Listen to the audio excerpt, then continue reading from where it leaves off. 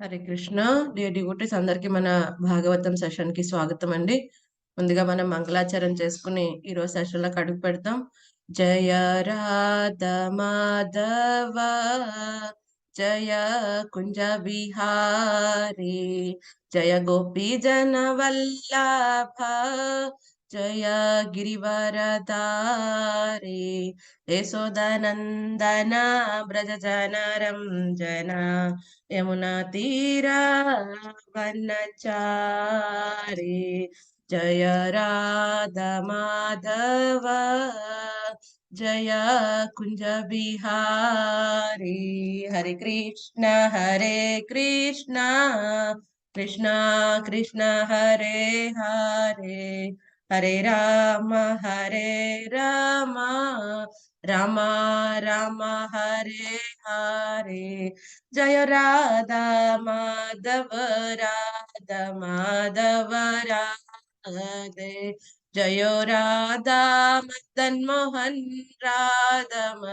మోహన్ రాధే జయ రాధా గోవింద గోవింద రాధే జయ రాధా గోపీనాథ గోపీనాథ రాధే నిత్య గౌర హరి బోల్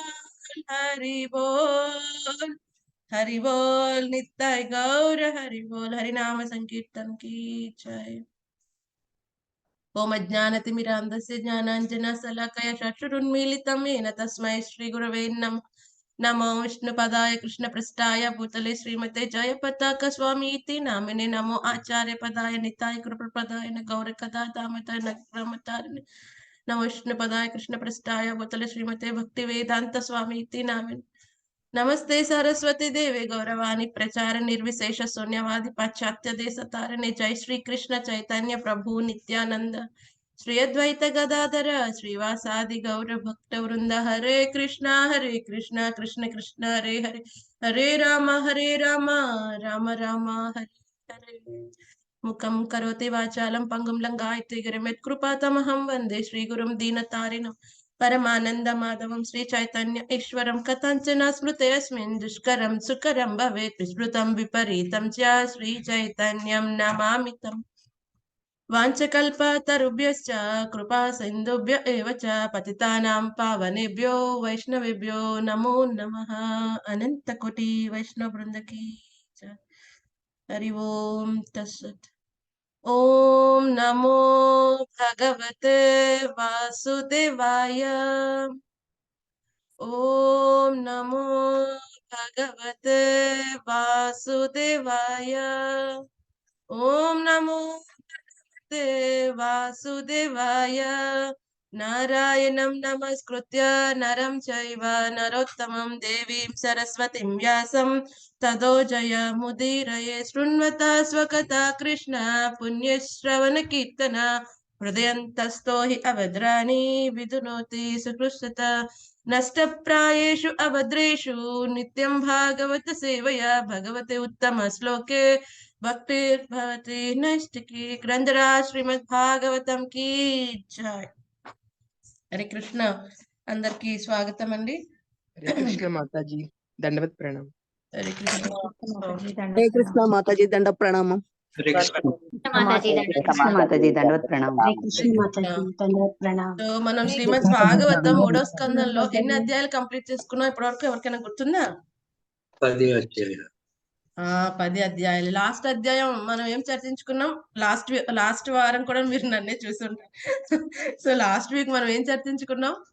కాలం మాతాజీ ప్రాకృత సృష్టి వైకృత సృష్టి గురించి ప్రాకృత సృష్టి గురించి 10 రకాల సృష్టి గురించి మాట్లాడుకున్నాం। సో ఇప్పుడు దాని కంటిన్యూషన్ మనం తెలుసుకుంటాం। సో మనం 3వ స్కందం స్టార్ట్ అయినప్పటి నుంచి చూస్తున్నాం ఈ విదురుడితో డిస్కషన్ జరుగుతుంది। విదురుడు ఏం చేశారు? ఫస్ట్ మన ఉద్ధవుని కలిశారు, ఆ తర్వాత మైత్రేయ ముని కలుస్తారు। సో మైత్రేయ ముని రకరకాల ప్రశ్నలు అడగటం జరుగుతుంది। ఏదైతే కృష్ణ భగవానుడు విదురుడికి కూడా చెప్పమని జ్ఞానం విడిచిపెట్టారో ఆ జ్ఞానాన్ని అంతా చెప్తారయ్యా అని చెప్పి మైత్రేయ ముని కూడా విదురుడికి చెప్పారు। సో ఈ విధంగా ఎన్నో అద్భుతమైన ప్రశ్నలు అడిగాడు।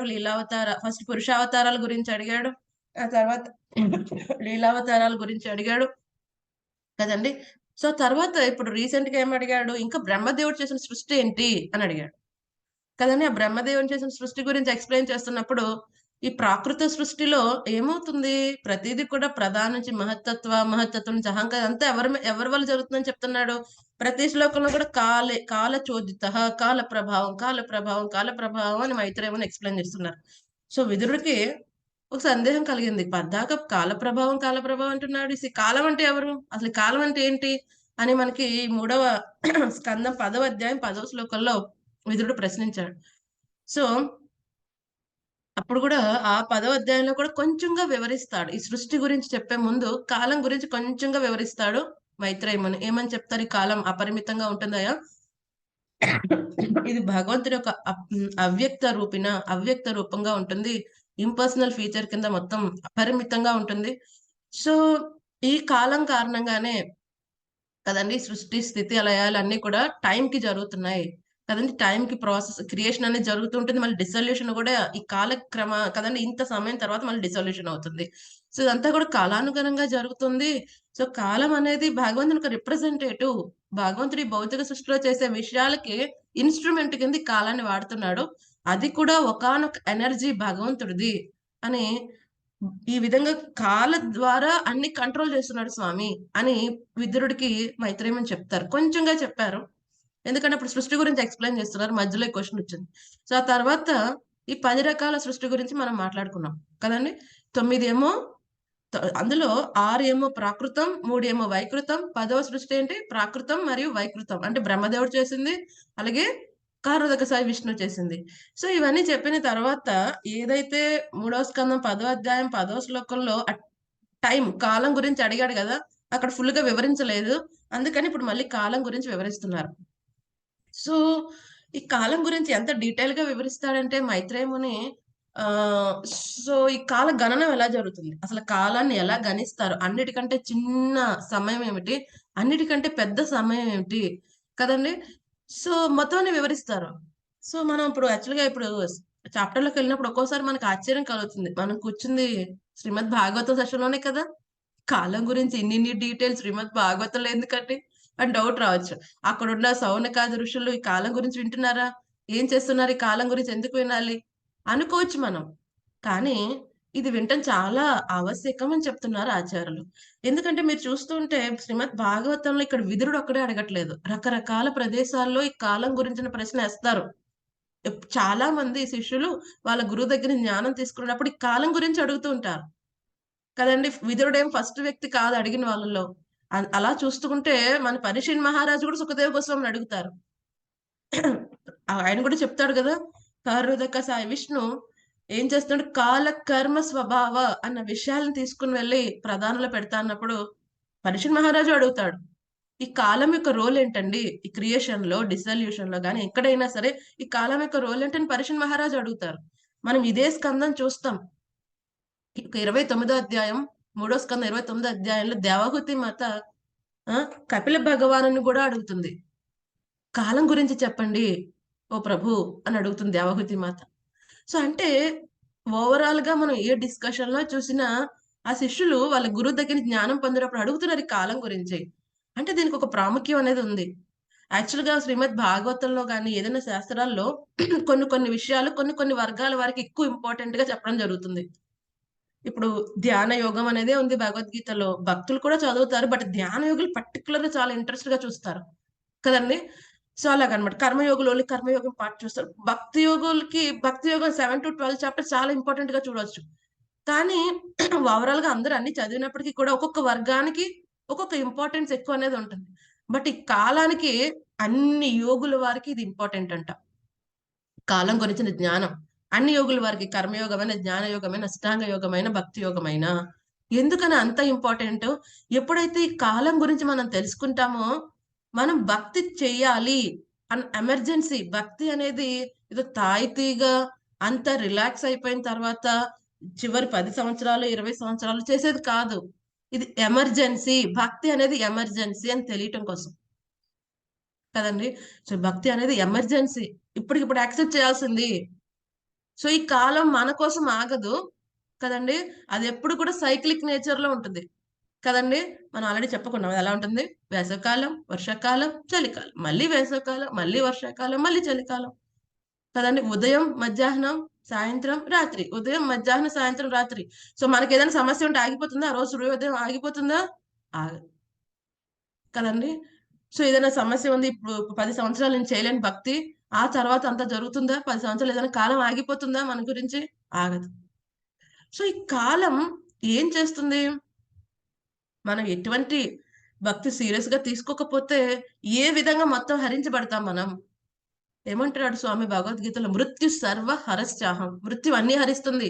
మన ఐశ్వర్యం, ఎంతగో ప్రేమగా మనదే ఎప్పుడూ అనుకుంటున్న ఈ దేహం కదండీ. అప్పటివరకు తెచ్చుకున్న పరువు, పరపతి అన్నీ కూడా ఈ శరీరంతో ఏదైతే తెచ్చుకున్నావో మొత్తం హరించి వేస్తుంది. సో ఈ కాలం ఎంత అసలు దాని దాట సఖ్యం కానిది కదండీ. చాలా మంది అందుకని పెద్దవాళ్ళు చెప్తారు. ఎన్ని వివరాలు చెప్తే మనకు అర్థం కాదని ఆళ్ళేమంటారు? కాలం సమాధానం చెప్తుంది లేవయ్యా వాడికి. నువ్వేమి ఇబ్బంది పడకు అంటారు. ఎందుకని? కాలం. కాలం అనేది ఏం చేస్తుంది? ఒక రాజుని బంటు చేయగలదు. బంటుని రాజు చేస్తుంది. ఎందుకని? అది భగవంతుని యొక్క శక్తి. చాలా పవర్‌ఫుల్‌గా ఉంటుంది.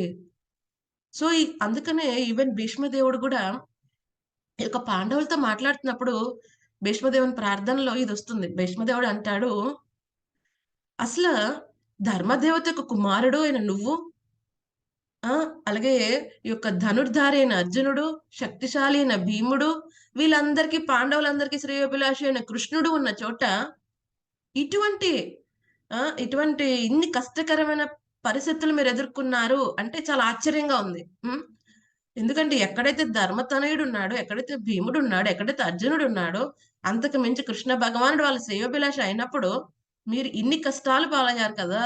ఈమె లక్కాగృహంది గాని, భీముడికి విషం గాని, ఆ యొక్క అసత్సభలో ద్రౌపదీదేవికి అవమానం కానీ కదండీ. సో ఇయన్నీ ఎలా జరుగుతున్నాయి? ఇదంతా కాల ప్రభావం అని గ్రహించు ఓ ధర్మరాజా అని భీష్ముడు చెప్తాడు. కదండీ. సో ఈ కాలం ఎటువంటిది? అపరిమితమైనది. స్వామి యొక్క అద్భుతమైన శక్తి. సో ఈ కాల ప్రభావం భౌతిక ప్రపంచంలో ఉంటుంది. ఆధ్యాత్మిక ప్రపంచంలో ఈ కాలం అంటే అక్కడ కూడా పొద్దున్న, సాయంత్రం అవ్వదా? అవుతుంది. కానీ అసలు ఎక్కడ ఎటువంటి ఎఫెక్ట్ అనేది ఉండదు. ఈ భౌతిక ప్రపంచంలో కాలం ఎఫెక్ట్ ఉంటే ఏమవుతుందండి? పొద్దున్న ఏదైతే ఫ్రెష్‌గా ఉన్న ఫ్లవర్ ఈవినింగ్‌కి అంతే ఫ్రెష్‌గా ఉంటుందండి? ఏవండి? అంతే ఫ్రెష్‌గా ఉంటుందా? ఒక టేబుల్ మీద ఒక ఫ్లవర్ వాజ్‌లో ఫ్లవర్స్ అన్ని పెట్టాం. ఉండవు మాతాజీ వాడిపోతాయి. ఉండవు. మాడిపోతాయి మాతాజీ. అలాగే మనకి ఒక యవ్వనంలో ఒక శరీరం ఉంటుంది. ఒక 20, 30 సంవత్సరాల తర్వాత అంతే దృఢమైన శరీరం ఉంటుందా? ఉండట్లేదు. ఎందుకని? కాలం. దీనంతటికని కాల ప్రభావం. ఎంత క్రీములు రాసుకునేవాళ్ళు. ఎంత షోకేస్ పెట్టుకొని బట్ పైకి ఏదో మెరుగులు దిద్దుకోవచ్చేమో కానీ వాళ్ళేమో ఆ సర్జరీ చేసుకుని బట్ లోపల శరీర పటుత్వాన్ని వాళ్ళేం చేస్తారు? అదెవరేం చేయలేరు. పటుత్వం అలా పడిపోతుంది. పళ్ళు ఊడిపోతే పళ్ళు పెట్టించుకుంటున్నారు. కళ్ళు కనిపించకపోతే లెన్స్ పెట్టుకుంటున్నారు.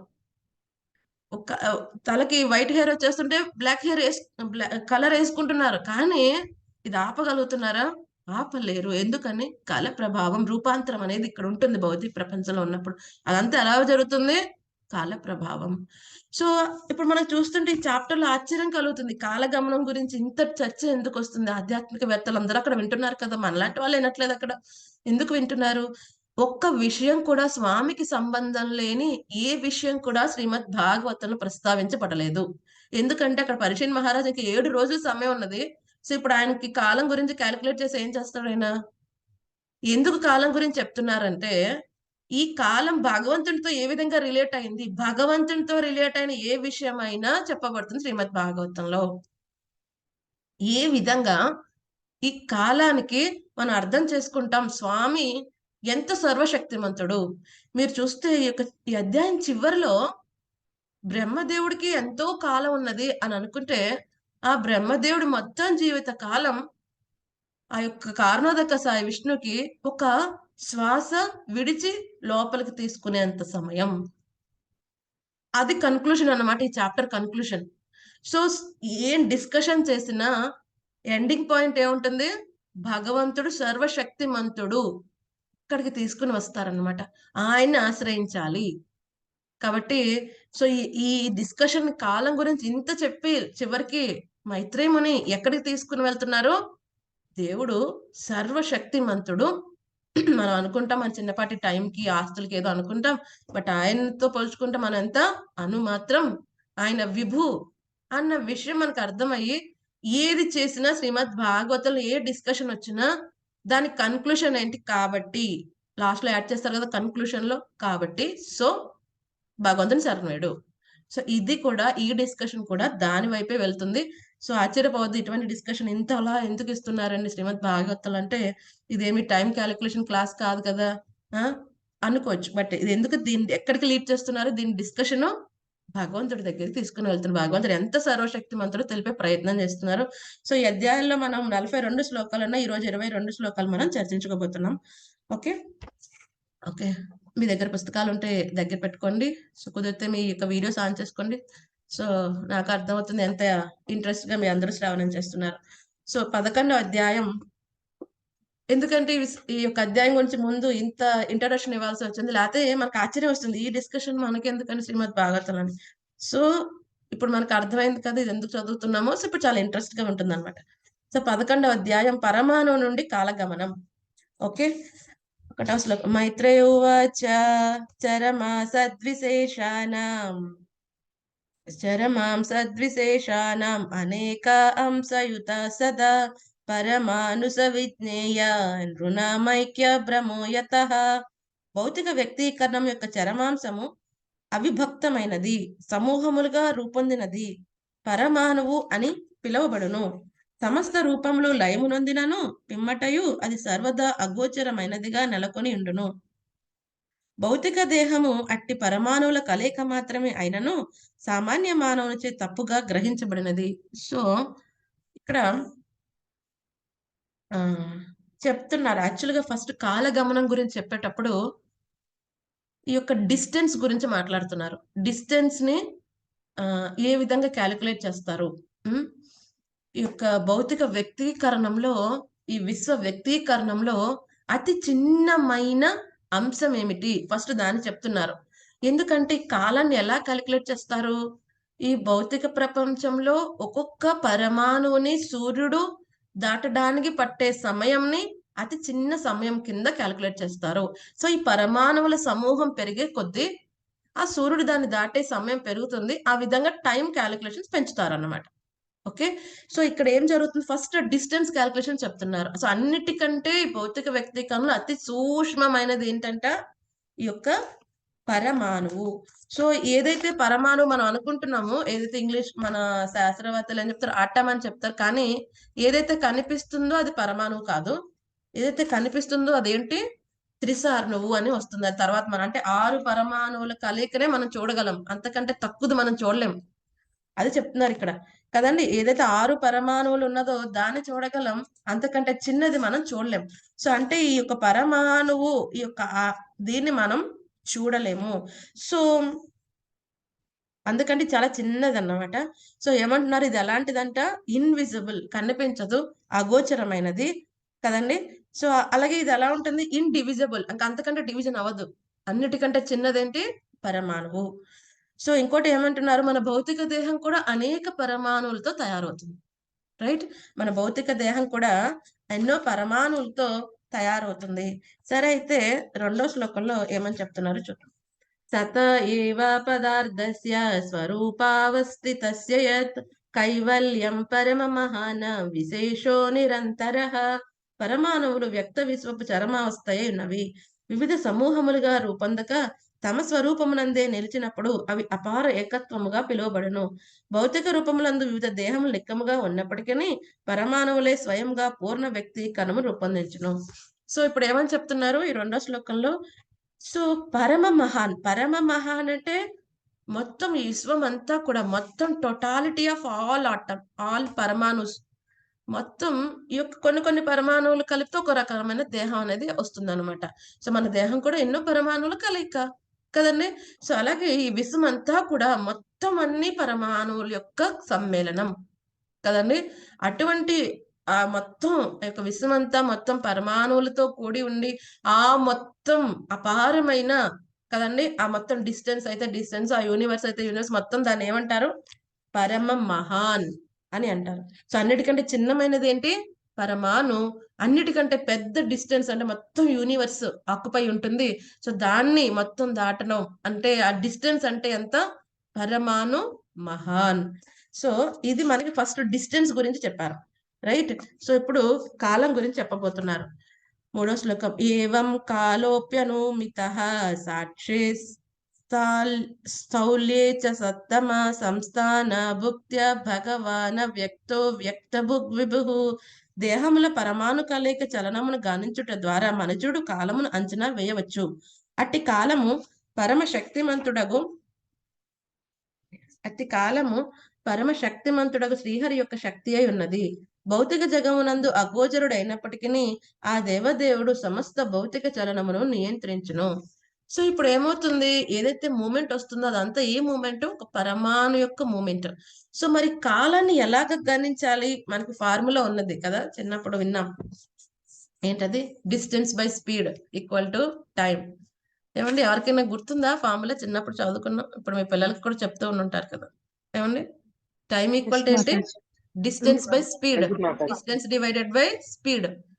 సో ఇక్కడ కూడా అలాగే క్యాలిక్యులేట్ చేస్తారు. డిస్టెన్స్ అంటే పరమాణువు దాటడానికి ఎంత ఉంది, దాన్ని ఇప్పుడు ఎవరి స్పీడ్ తో క్యాలిక్యులేట్ చేస్తున్నారు? సూర్యుడు ఆ పరమాణువుని దాటడానికి పట్టే సమయాన్ని అతి తక్కువ సమయం కింద కన్సిడర్ చేస్తారు. సో ఇక్కడ కూడా టైము, డిస్టెన్స్, స్పీడ్. డిస్టెన్స్ అనేది అంటే ఆ పరమాణు వ్యాపించిన ప్రదేశం. స్పీడ్ ఎవరిది? సూర్యుడు యొక్క స్పీడ్ తో క్యాలిక్యులేట్ చేస్తున్నారు. దాని వచ్చేది అంటే టైం. సో మనం 2 విషయాలు చెప్పుకుంటాం. వేదిక్ టైంలో ఆ టైంని ఏ పేరుతో పిలుస్తారు, మోడర్న్ టైంలో ఇప్పుడు మనం ఏ పేరుతో పిలుచుకుంటున్నాం కదండి. సో మోడర్న్ టైంలో మనం అన్ని ఎలా చెప్పుకుంటాం? నిమిషం, ఒక గంట కదండి, ఒక నెల, సంవత్సరం, ఇలా చెప్పుకుంటాం. సో కానీ మనం సంస్కృతిలో ఒక రకరకాల పదాలు వింటాం, చాలా అద్భుతంగా ఉంటుంది. సో లవమాత్ర సాధు సంఘాన్ని వింటాం. త్రుటిలో వచ్చేస్తానండి అంటారు. ఇలా ఇళ్ళలో వచ్చేస్తారంటారు కొంతమంది, పాత వాళ్ళు వాడతారు. త్రుటిలో ఇల్లు వచ్చేస్తారు. నిమిష కాలం చాలండి రెడీ అయ్యి వస్తానంటారు. నిమిషం కదండి. క్షణకాలం, కొంతమంది ఏమంటారు? క్షణకాలం నేను స్టన్ అయిపోయాను అంటారు. ఆ క్షణం అంటే ఎన్ని సెకండ్స్ కదండి. క్షణం అంటే ఎంత, త్రుటి అంటే ఎంత, లవ అంటే ఎంత, నిమిషం అంటే ఎంత, ఇవన్నీ ఏంటి? ఈ వేదిక్ టైంలో ఉపయోగించే పదాలు. సో దానికి ఈక్వలెంట్ మన మోడర్న్ టైంలో ఏంటి? అది శ్రీమద్ భాగవతం ఏం చెప్తుంది? అలాగే ఈ యొక్క టైం స్లోగా ఈ యొక్క పరమాణు ఆటమ్ ని, పరమాణు కదండి, అన్నిటికంటే చిన్నది చరమాంశం వ్యక్తీకరణంలో. సో దాన్ని దాటడానికి పట్టిన సమయం నుంచి బ్రహ్మదేవుడి యొక్క సమయం అన్నిటికంటే ఎక్కువ సమయం, తన జీవిత కాలం. అక్కడ వరకు కూడా ఈ డివిజన్స్ అన్ని మనకి చెప్పుకుంటూ వస్తారు శ్రీమద్ భాగవతంలో. సో అటు చిన్న పరమాణు నుంచి పరమ మహాన్ అంటే విశ్వం మొత్తం ఎన్నో పరమాణుల కలయిక. దాని డిసల్యూషన్ కి పట్టే సమయం, దాని డిసల్యూషన్ ఎంతసేపు ఉంటుంది? మొత్తం ఆ పరమ మహాన్ ఎంతసేపు ఉంటుంది? మొత్తం ప్రళయం వచ్చేంతసేపు అది ఉంటుంది కదండి. సో మొత్తం అంతా అది అయిపోయిన వెంటనే ఏమవుతుంది? ప్రళయకాలం అయిపోతుంది. సో ఇక్కడ ఏమని చెప్తున్నారు? ఈ యొక్క కాలం అనేది భగవంతుని యొక్క శక్తి అని ఇక్కడ మళ్ళీ ఒకసారి చెప్తున్నారు. ఏమంటున్నారు? భగవంతుని యొక్క అవ్యక్త రూపంలో స్వామి కాల రూపంలో ప్రతిదీ కూడా, ప్రతి మూమెంట్ కూడా ఆయన యొక్క ఆధ్వర్యం ప్రకారమే జరుగుతుంది. మనం అనుకోవచ్చు మనమే చేసేస్తున్నామని, కానీ ఎవరు ఆ డైరెక్షన్ ఇస్తున్నారు? కాలం కదండి. సో అప్పటి వరకు అలాగే ఉంటాం. అసలు ఆ రోజు వెళ్ళాలని అనుకోం, బయటికి సడన్ గా వెళ్తాం, ఏదో జరుగుతుంది, ఏదో యాక్సిడెంట్ అవుతుంది, పడిపోతాం. లేకపోతే లాటరీ కట్టాలని అనుకోం, ఎప్పుడు చేసే పని కదా, అప్పుడేదో చేస్తాం, కలిసి వస్తుంది. సో ఇవన్నీ ఎలా జరుగుతున్నాయి? కాలం యాక్ట్ అవుతూ ఉంటుంది. మనకి కర్మల ఫలితాలు ఇస్తూ ఉంటుంది, సుఖమైన దుఃఖమైన ఇస్తూ ఉంటుంది కదండి. సో కాలం ఏం చేస్తుంది? మూమెంట్ అనేది ఉంచుతుంది ఈ విశ్వంలో. క్రియేషన్ నుంచి ప్రళయం వరకు కూడా ఈ మూమెంట్, కంటిన్యూస్ మూమెంట్ ఉంటుంది కదండి. సో ఈ రోజు మన ఇంట్లో ఏదో బాగోలేదనో, లేకపోతే మన వాళ్ళకి ఏదో బాగోలేదనే సూర్యోదయం ఆగిపోతుందా? లేకపోతే మనం దుఃఖంగా ఉన్నామని తెల్లారటం ఆగిపోతుందా అండి? అందరికీ ఒకేలా ఉండదు సూర్యోదయం. చిన్నప్పుడు టీచర్స్ వాళ్ళు చెప్తుంటే అర్థమయ్యేది కాదు. అందరికి సూర్యోదయం ఒకేలాంటి కాంతినివ్వదు. కొంతమందికి ఆ సూర్యోదయం చాలా కష్టంగా ఉంటుందంటే అప్పుడు రిలైజ్ అవటం చాలా కష్టంగా ఉండేది. ఎప్పుడైతే మనం కూడా జీవితంలో కొన్ని విషయాలు అనుభవిస్తున్నప్పుడు నిజమే అన్ని సూర్యోదయాలు అందరికీ కూడా ఆనందాన్ని ఇవ్వవు కదండి. చాలా దుఃఖంగా ఉన్నారు, ఎవరినో కోల్పోయారు ఇష్టమైన వాళ్ళని ఇంట్లో. వాళ్ళకి ఆ సూర్యోదయం ఇంకా నరకంలా ఉంటుంది. ఒక్కొక్క సూర్యోదయం నరకంలా ఉంటుంది వాళ్ళకి. ఎందుకంటే వాళ్ళకి ఇష్టమైన వాళ్ళని కోల్పోయారు కదండి. సో లేకపోతే ఎవరైనా వాళ్ళ ఇంట్లో సంతానం రాబోతుంది, ఎవరో ప్రెగ్నెంట్ లేడీ, ఒక్కొక్క సూర్యోదయం ఆవిడకి ఇంకా అద్భుతంగా ఉంది. ఇంకా 2-3 రోజుల్లో నా పుత్రుడు రాబోతున్నారు, పుత్రిక రాబోతుంది కదండి. ప్రతి సూర్యోదయం ఒకలా ఉండకపోవచ్చు, అందరికీ ఒకేలా ఉండకపోవచ్చు. బట్ కాలం మారుతూ ఉంటుంది, యాక్ట్ అవుతూనే ఉంటుంది. ఈ భౌతిక విశ్వం పరిణామం చెందుతూ ఉంటుంది. ఎప్పటి వరకు? ప్రళయం వరకు కూడా. సో దీన్నంతా ఎవరు చేస్తున్నారు? కంటిన్యూస్ సైకిల్‌గా ఎవరు ఉంటున్నారు? ఈ కాలం కదండి. సో ఈ భౌతిక చలనం ప్రతిదీ ఏం జరుగుతుంది? బ్రహ్మదేవుడి పగలు గాని, రాత్రి గాని కదండి. మనువులొస్తారు, వెళ్తారు. ఎలా జరుగుతుంది ఇదంతా? ఇదంతా కూడా కాలం నియంత్రిస్తుంది కదండి. ఎవరైనా చెప్తున్నారు, ఎవరి భయంతో నడుస్తున్నాడు సూర్యుడు కదండి. ఇవంతా ఎవరు? కాలం. ఎవరి భయంతో గాలి వీస్తోంది కదండి. ఎవరి భయంతో యమధర్మరాజు పనిచేస్తున్నాడు? ఇవన్నీ ఎవరు? కాలం. ఇదంతా కూడా కాలం నియంత్రిస్తుంది భౌతిక ప్రపంచంలో. ఎవ్రీ మూమెంట్ ని కాలం ఏం చేస్తుంది? నియంత్రిస్తుంది. ఆ విధంగా అందరిని నియంత్రిస్తుంది కదండి. మొత్తం అందరిని నియంత్రిస్తుంది కాలం. ఎలాగా? ఎందుకని అంత పవరు? ఇది కూడా భగవంతుని యొక్క అవ్యక్త రూపమైన శక్తి కాబట్టి ఆ విధంగా అది యాక్ట్ ఆన్ అవుతుంది అన్నమాట. సరే, అయితే 4వ శ్లోకంలో చూద్దాం. ఇక్కడ నుంచి డివిజన్స్ చెప్తారు. చాలా జాగ్రత్తగా వినండి. సో స్టార్టింగ్ జాగ్రత్తగా వింటే ఈ కొలమానాల క్లియర్ గా అర్థమవుతాయి అన్నమాట. సో 4వది ఏం చెప్తున్నారు? సకాల పరమానుర్వై యో భుంక్తే పరమానుతాం సతో విశేష భుగ్యస్తు సకాల పరమో మహాన్. పరమాన్వవస్థను దాటుటకు పట్టడి సమయమును అనుసరించి పరమాను కాలము గణింపబడును. అవ్యక్త పరమాను రాశిని దాటుటకు పట్టడి కాలము మహాకాలమని పిలువబడును. ఇక్కడ మనం చెప్పుకున్నాం కదా. సో అన్నిటికంటే చిన్నది ఏమిటండి? సో ఎవరైనా మీ దగ్గర పుస్తకం రెడీగా ఉంటే మీరు హ్యాండ్ రైజ్ చేస్తే మీకు ట్రాన్స్లేషన్ చదివే అవకాశం ఇస్తాను. Okay, so right. సో అన్నిటికంటే చిన్న ఆ పరమాణువుని దాటే ఆ యొక్క సమయాన్ని ఏమంటారు? ఆ కాలాన్ని కూడా పరమాణు కాలం అంటారు. ఓకే, సో ఇది పేరేం తేడాగా లేదు. ఒక పరమాణు వ్యవస్థని దాటడానికి పట్టే సమయాన్ని కూడా పరమాణు కాలం అంటారు. దానికి ఈక్వలెంట్ మోడర్న్ టైం ఏమి లేదు, ఎందుకంటే చాలా సూక్ష్మం. ఓకే, సో అలాగే పరమాణు రాశి మొత్తం విశ్వం మొత్తం అంతా ప్రళయం అయిపోతుంది కదండి. అంత సమయం ఏదైతే ఉందో దాన్ని ఏమంటారు? పరమ మహాన్ అంటే మహాకాలము అని దాన్ని అంటారు. ఓకే, సో ఇక్కడ వరకు అయింది. సో 5వ శ్లోకం చూద్దాం.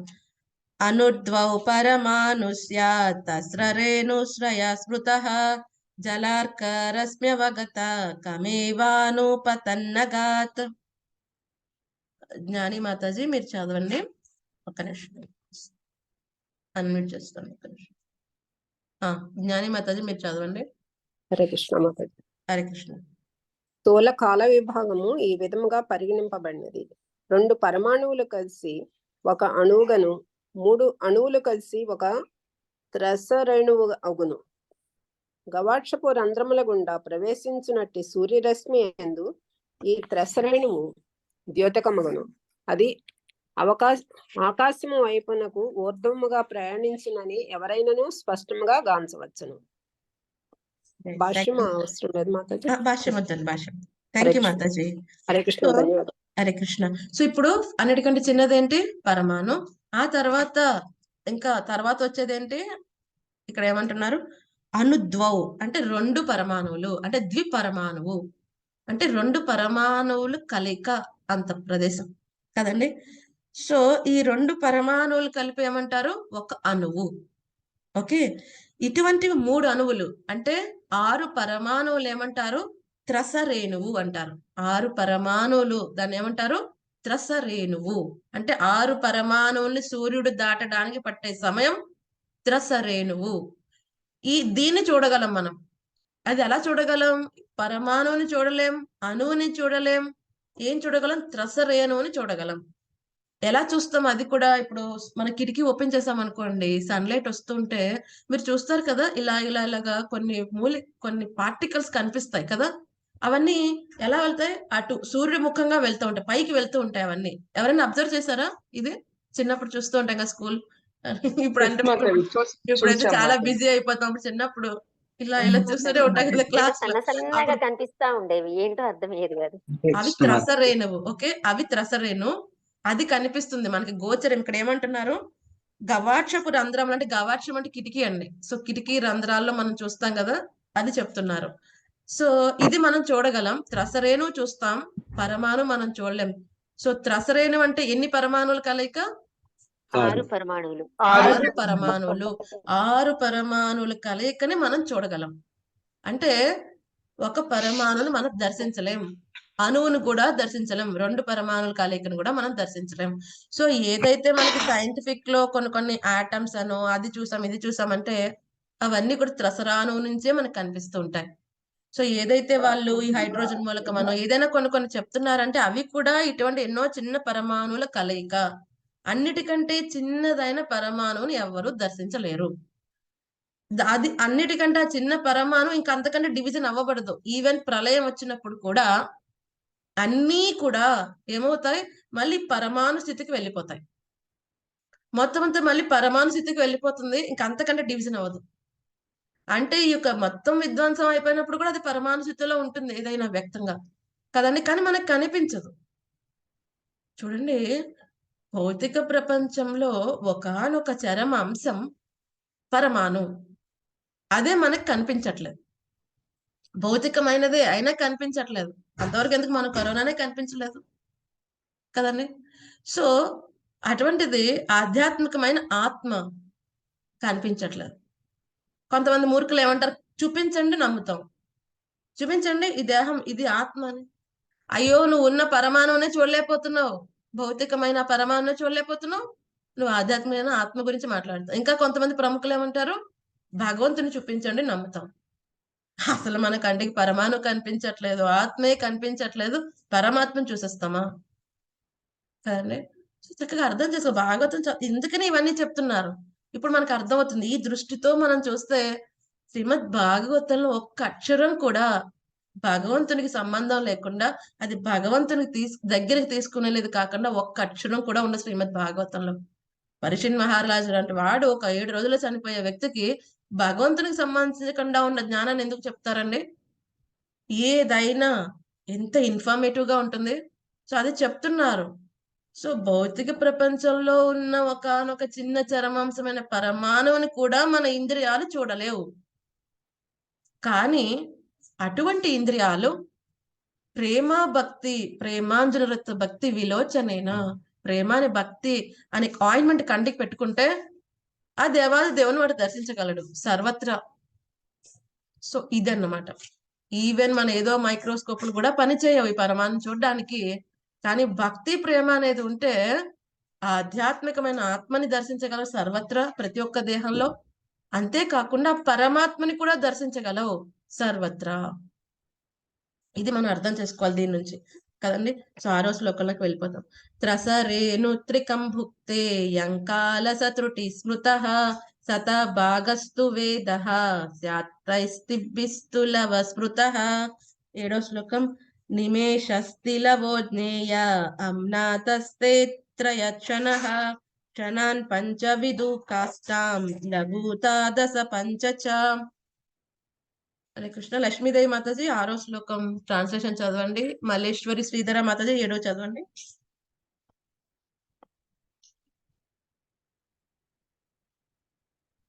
మ్యూట్ లో ఉన్నారు మాతాజీ. హరే కృష్ణ మాతాజీ. హరే కృష్ణ. 3 త్రసరేణుల కలయికకు అవసరము సమయము త్రుటి అనియు పిలువబడును. 3 త్రుటులు కలిసి ఒక వేద అగును, 3 వేదలు కలిసి ఒక లవము అగును. హరే కృష్ణ మాత. హరే కృష్ణ. హరే కృష్ణ మాతాజీ. 3 లవముల కాలము 1 నిమిషముతో సమానము. 3 నిమిషములు కలిపి 1 క్షణం అగును. 5 క్షణములు కలిపి 1 కాష్టం అగును. ఇక 15 కాష్టములు కలిపి 1 లఘువ అగును. హరే కృష్ణ మాతాజీ. హరే కృష్ణ. సో ఇక్కడ మళ్ళీ ఈ త్రసరేణువు నుంచి కంటిన్యూషన్ చేస్తున్నారు. ఏమంటున్నారు, 3 త్రసరేణువులు ఏమవుతుందంట, ఒక త్రుటి అంటే ఒక త్రుటి అంటే 18 పరమాణువులు కదండి, 18 పరమాణువులు. సో దీనికి మనం మోడర్న్ టైం క్యాలిక్యులేషన్స్ లో ఈక్వలెంట్ ఏంటి? 8/13,500 సెకండ్ అంటే ఎంత? 0.00059 సెకండ్స్ అంటే అది త్రుటి కదండి. ఇక్కడ ప్రభుపాద్ గారు కూడా భాషలో చెప్తున్నారు ఏంటి, ఒక సెకండ్ లో 16,087.5 భాగాలుగా విభజిస్తే ఈ ఒక్కొక్క భాగం ఒక్కొక్క త్రుటి. సో ఆ విధంగా మనం క్యాలిక్యులేట్ చేస్తే ఏమొస్తుంది? 8/13,500 సెకండ్ ఏమవుతుందండి? ఈ త్రుటి. అంత తక్కువ సమయం కదండి త్రుటి. అందుకే త్రుటి సమయం అంటారు కదా, త్రుటిలో వచ్చేస్తానంటారు. అంటే చాలా తక్కువ సమయం అది, 0.00059 సెకండ్ సమయం. సో దీన్ని మనం గోపి గీతలో చూస్తాం, గోపికలు పాడతారు ఒక అద్భుతంగా, స్వామి యొక్క విరహంలో వాళ్ళు ఒక అద్భుతంగా పాడతారు. ఏమంటున్నారు? 15వ శ్లోకంలో పాడతారు, అతతి యద్భవాన్ ఆహ్నికాననం త్రుటియుగాయతే త్వాం అపశ్యతం కుటిల కుంతలం శ్రీముఖం చతే జడావు దీక్షతం పక్ష్మకృదృశం. ఏమంటున్నారు? 15 ఫ్రాక్షన్ ఆఫ్ సెకండ్ సమయం ఓ కృష్ణ నీ యొక్క రూపాన్ని మేము చూడకపోతే ఏమవుతుందంట? వాళ్ళు చాలా విరహంగా ఉంటారంట.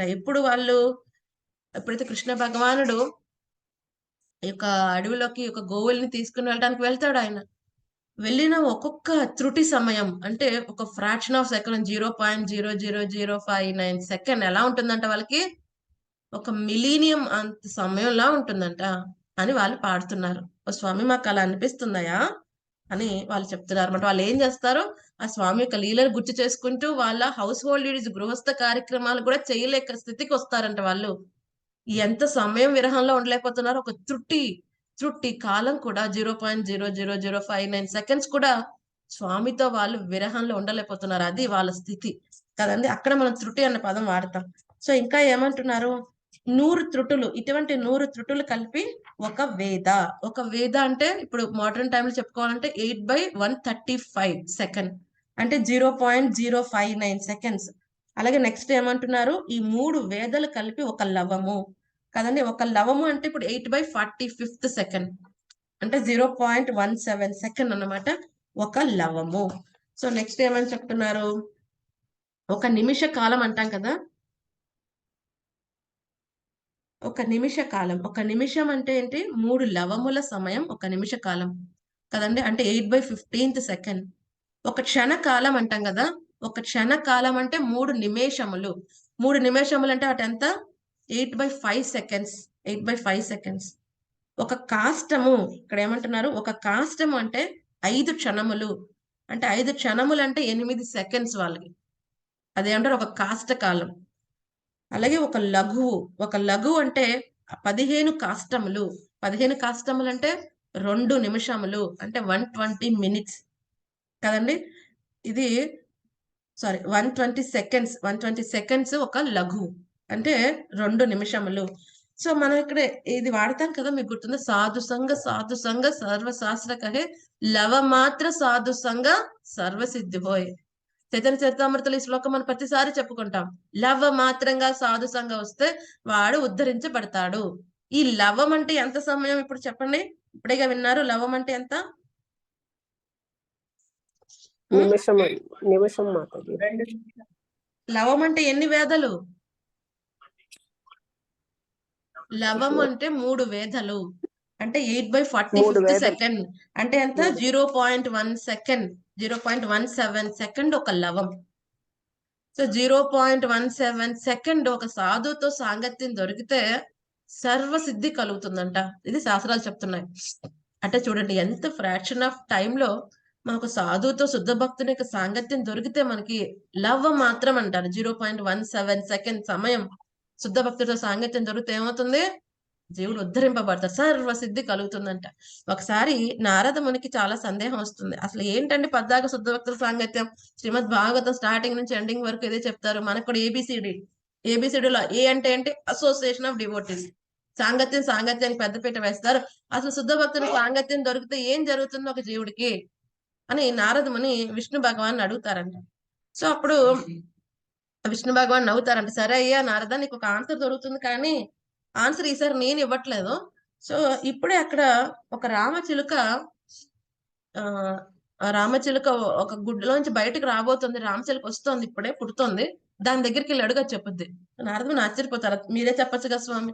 లేదు లేదు వెళ్ళవయ్యా, నీకు అది చెప్తుంది. సరే అయితే నారదముని వెళ్తారు, వెళ్ళి అడుగుతారు. అప్పుడే పుట్టింది రామచిలుక, బుజ్జిగా ఉంటుంది. అడుగుతారు, ఒక శుద్ధ భక్తుని సాంగత్యం దొరికితే ఏమవుతుంది అని అడుగుతారు. అది నారదముని అలా చూస్తుంది. ఆ క్వశ్చన్ అయిపోయే లోపల చనిపోతుంది అనమాట. సో నారదమునికి భయం వేస్తుంది, అదేంటి నేను ఏం అడగరాంది ఏమని అడిగానా ఏంటి దీన్ని అనుకుంటాడు. సరే అయితే మళ్ళీ విష్ణు భగవాన్ దగ్గరికి వెళ్తే విష్ణు భగవాన్ అయ్యో అవునా, చెప్పకుండానే చనిపోయిందా? సరే అయితే ఇప్పుడే అక్కడ రాజభవనంలో ఒక గుర్రం ఇప్పుడే జన్మించింది, ఆ గుర్రం దగ్గరికి వెళ్ళి అడుగు. సో పాపం నేను వెళ్ళి అడుగుతాడు ఆ గుర్రాన్ని. ఆ చిట్టి గుర్రం అప్పుడే పుడుతుంది. సో చూస్తుంది, నారదముని చూస్తుంది. నారదముని ఈ శుద్ధ భక్తుల సాంగత్యంలో ఉంటే ఏం జరుగుతుందని ఎప్పుడన్నా చనిపోతుంది. నేను చాలా బేజారు అయిపోతుంది. మళ్ళీ విష్ణు భగవాన్ దగ్గరికి వెళ్తారు, ఇది కూడా సమాధానం చెప్పకుండానే చనిపోయింది స్వామి. సరే అయితే ఈసారి అక్కడ ఆవుకి దూడ పుడుతుందయా, దాన్ని వెళ్ళి అడిగేసి వచ్చేసే ఫాస్ట్ గా. సరే అయితే నారదముని వస్తారు ఇప్పుడు, ఎందుకంటే ఇప్పుడు ఇంకా ఆవు ఇంకా లెవెల్ పెరిగిపోయింది. ఆయన కొంచెం భయంగానే ఇది గోహత్య అయిపోతుంది ఏమన్నా అయితే. సరే అయితే వెళ్తాడు ఆయన, వెళ్ళి ఆవు దూడ అప్పుడే పుడుతుంది, చెంగున నుంచోడానికి ప్రయత్నిస్తుంది అప్పుడే. సో దాన్ని వెళ్ళి అడుగుతాడు నారదముని, ఏమమ్మా శుద్ధ భక్తుని సాంగత్యం అంటే ఏంటి, దాని ఫలితం అంటే ఏంటి? అది నారదముని చూస్తూ చూస్తూ చనిపోతుంది అది. సో ఈయనకి భయం వేస్తుంది, ఏంటి ఎవరిని అడిగినా చనిపోతున్నారు. అయితే విష్ణు భగవాన్ దగ్గరికి వెళ్ళి ఇవంతా వద్దు స్వామి, నువ్వే చెప్పేసే, ఇదంతా నాకు చాలా యాంగ్జైటీగా ఉంది, అడిగితే మాత్రం చనిపోతున్నారు. సరే అయితే విష్ణు భగవాన్ అంటారు, సరేనయ్యా వదిలేసాయి, కాశీ రాజ్యంలో ఆ గొప్ప రాజుకి ఇప్పుడే కుమారుడు పుట్టాడంట, వెళ్ళి అతను అడిగి చెప్తాడు. నారదముని అంటారు, వద్దు స్వామి, ఇప్పటికి చాలా అయిపోయింది. రామచిలుక గుర్రం, ఇప్పుడేమో ఆవు దూడ అయిపోయింది, ఇప్పుడు మనిషి మళ్ళీ రాజు కుమారుడు, అసలే పుణ్యాత్ముడైన రాజు, వద్దొద్దు స్వామి, అదేదో మీరే చెప్పండి అంటే, లేదయ్యా ఈసారి గ్యారంటీ నేను ఇస్తున్నా, నీకు సమాధానం దొరుకుతుంది. సరే పాపం చాలా ఏమవుతుంది యాంగ్జైటీలో నారదముని వెళ్తారు. సో కాశీరాజు చాలా ఆనందపడతాడు, నారదముని లాంటి వాళ్ళు మా పుత్రుని ఆశీర్వదించడానికి వచ్చారని. సో నారదమునికి ఒక పక్కన భయం వేస్తుంది, మళ్ళీ వీడికి ఏమవుతుందని. సో నారదముని చక్కగా చేతిలోకి తీసుకుంటారు, చాలా స్మూత్ గా అడుగుతారు ఆ బాలుని, నాయన చెప్పు, శుద్ధ భక్తుని యొక్క సాంగత్యం ఉంటే ఏం జరుగుతుంది చెప్పవయ్యా అంటే, ఇప్పుడు ఆ బాలుడు నవ్వుతూ ఉంటాడు అనమాట. నవ్వుతూ చెప్తాడు, నారదముని ఇంకా అర్థం కాలేదా, మీరు ఫస్ట్ టైం వచ్చి అడిగింది నన్నే ఈ ప్రశ్న. అప్పుడు రామచిలుక కింద పుట్టానా, అప్పుడు అడిగారు. మీ యొక్క సాంగత్య కారణంగా ఎన్నో జన్మల తర్వాత నేను అప్గ్రేడ్ అవుతూ అవ్వాల్సింది ఆ గుర్ర శరీరానికి వచ్చేసాను. ఆ లవమాత్ర సాంగత్యం మళ్ళీ మీరు వచ్చారు, మళ్ళీ నాకు ఆవు దూడ రూపం వచ్చింది, మళ్ళీ అప్పుడు వచ్చారు, ఇప్పుడు చూడండి మానవ జన్మ, అది కూడా ఒక రాజు కుమారుడి కింద పుట్టాను.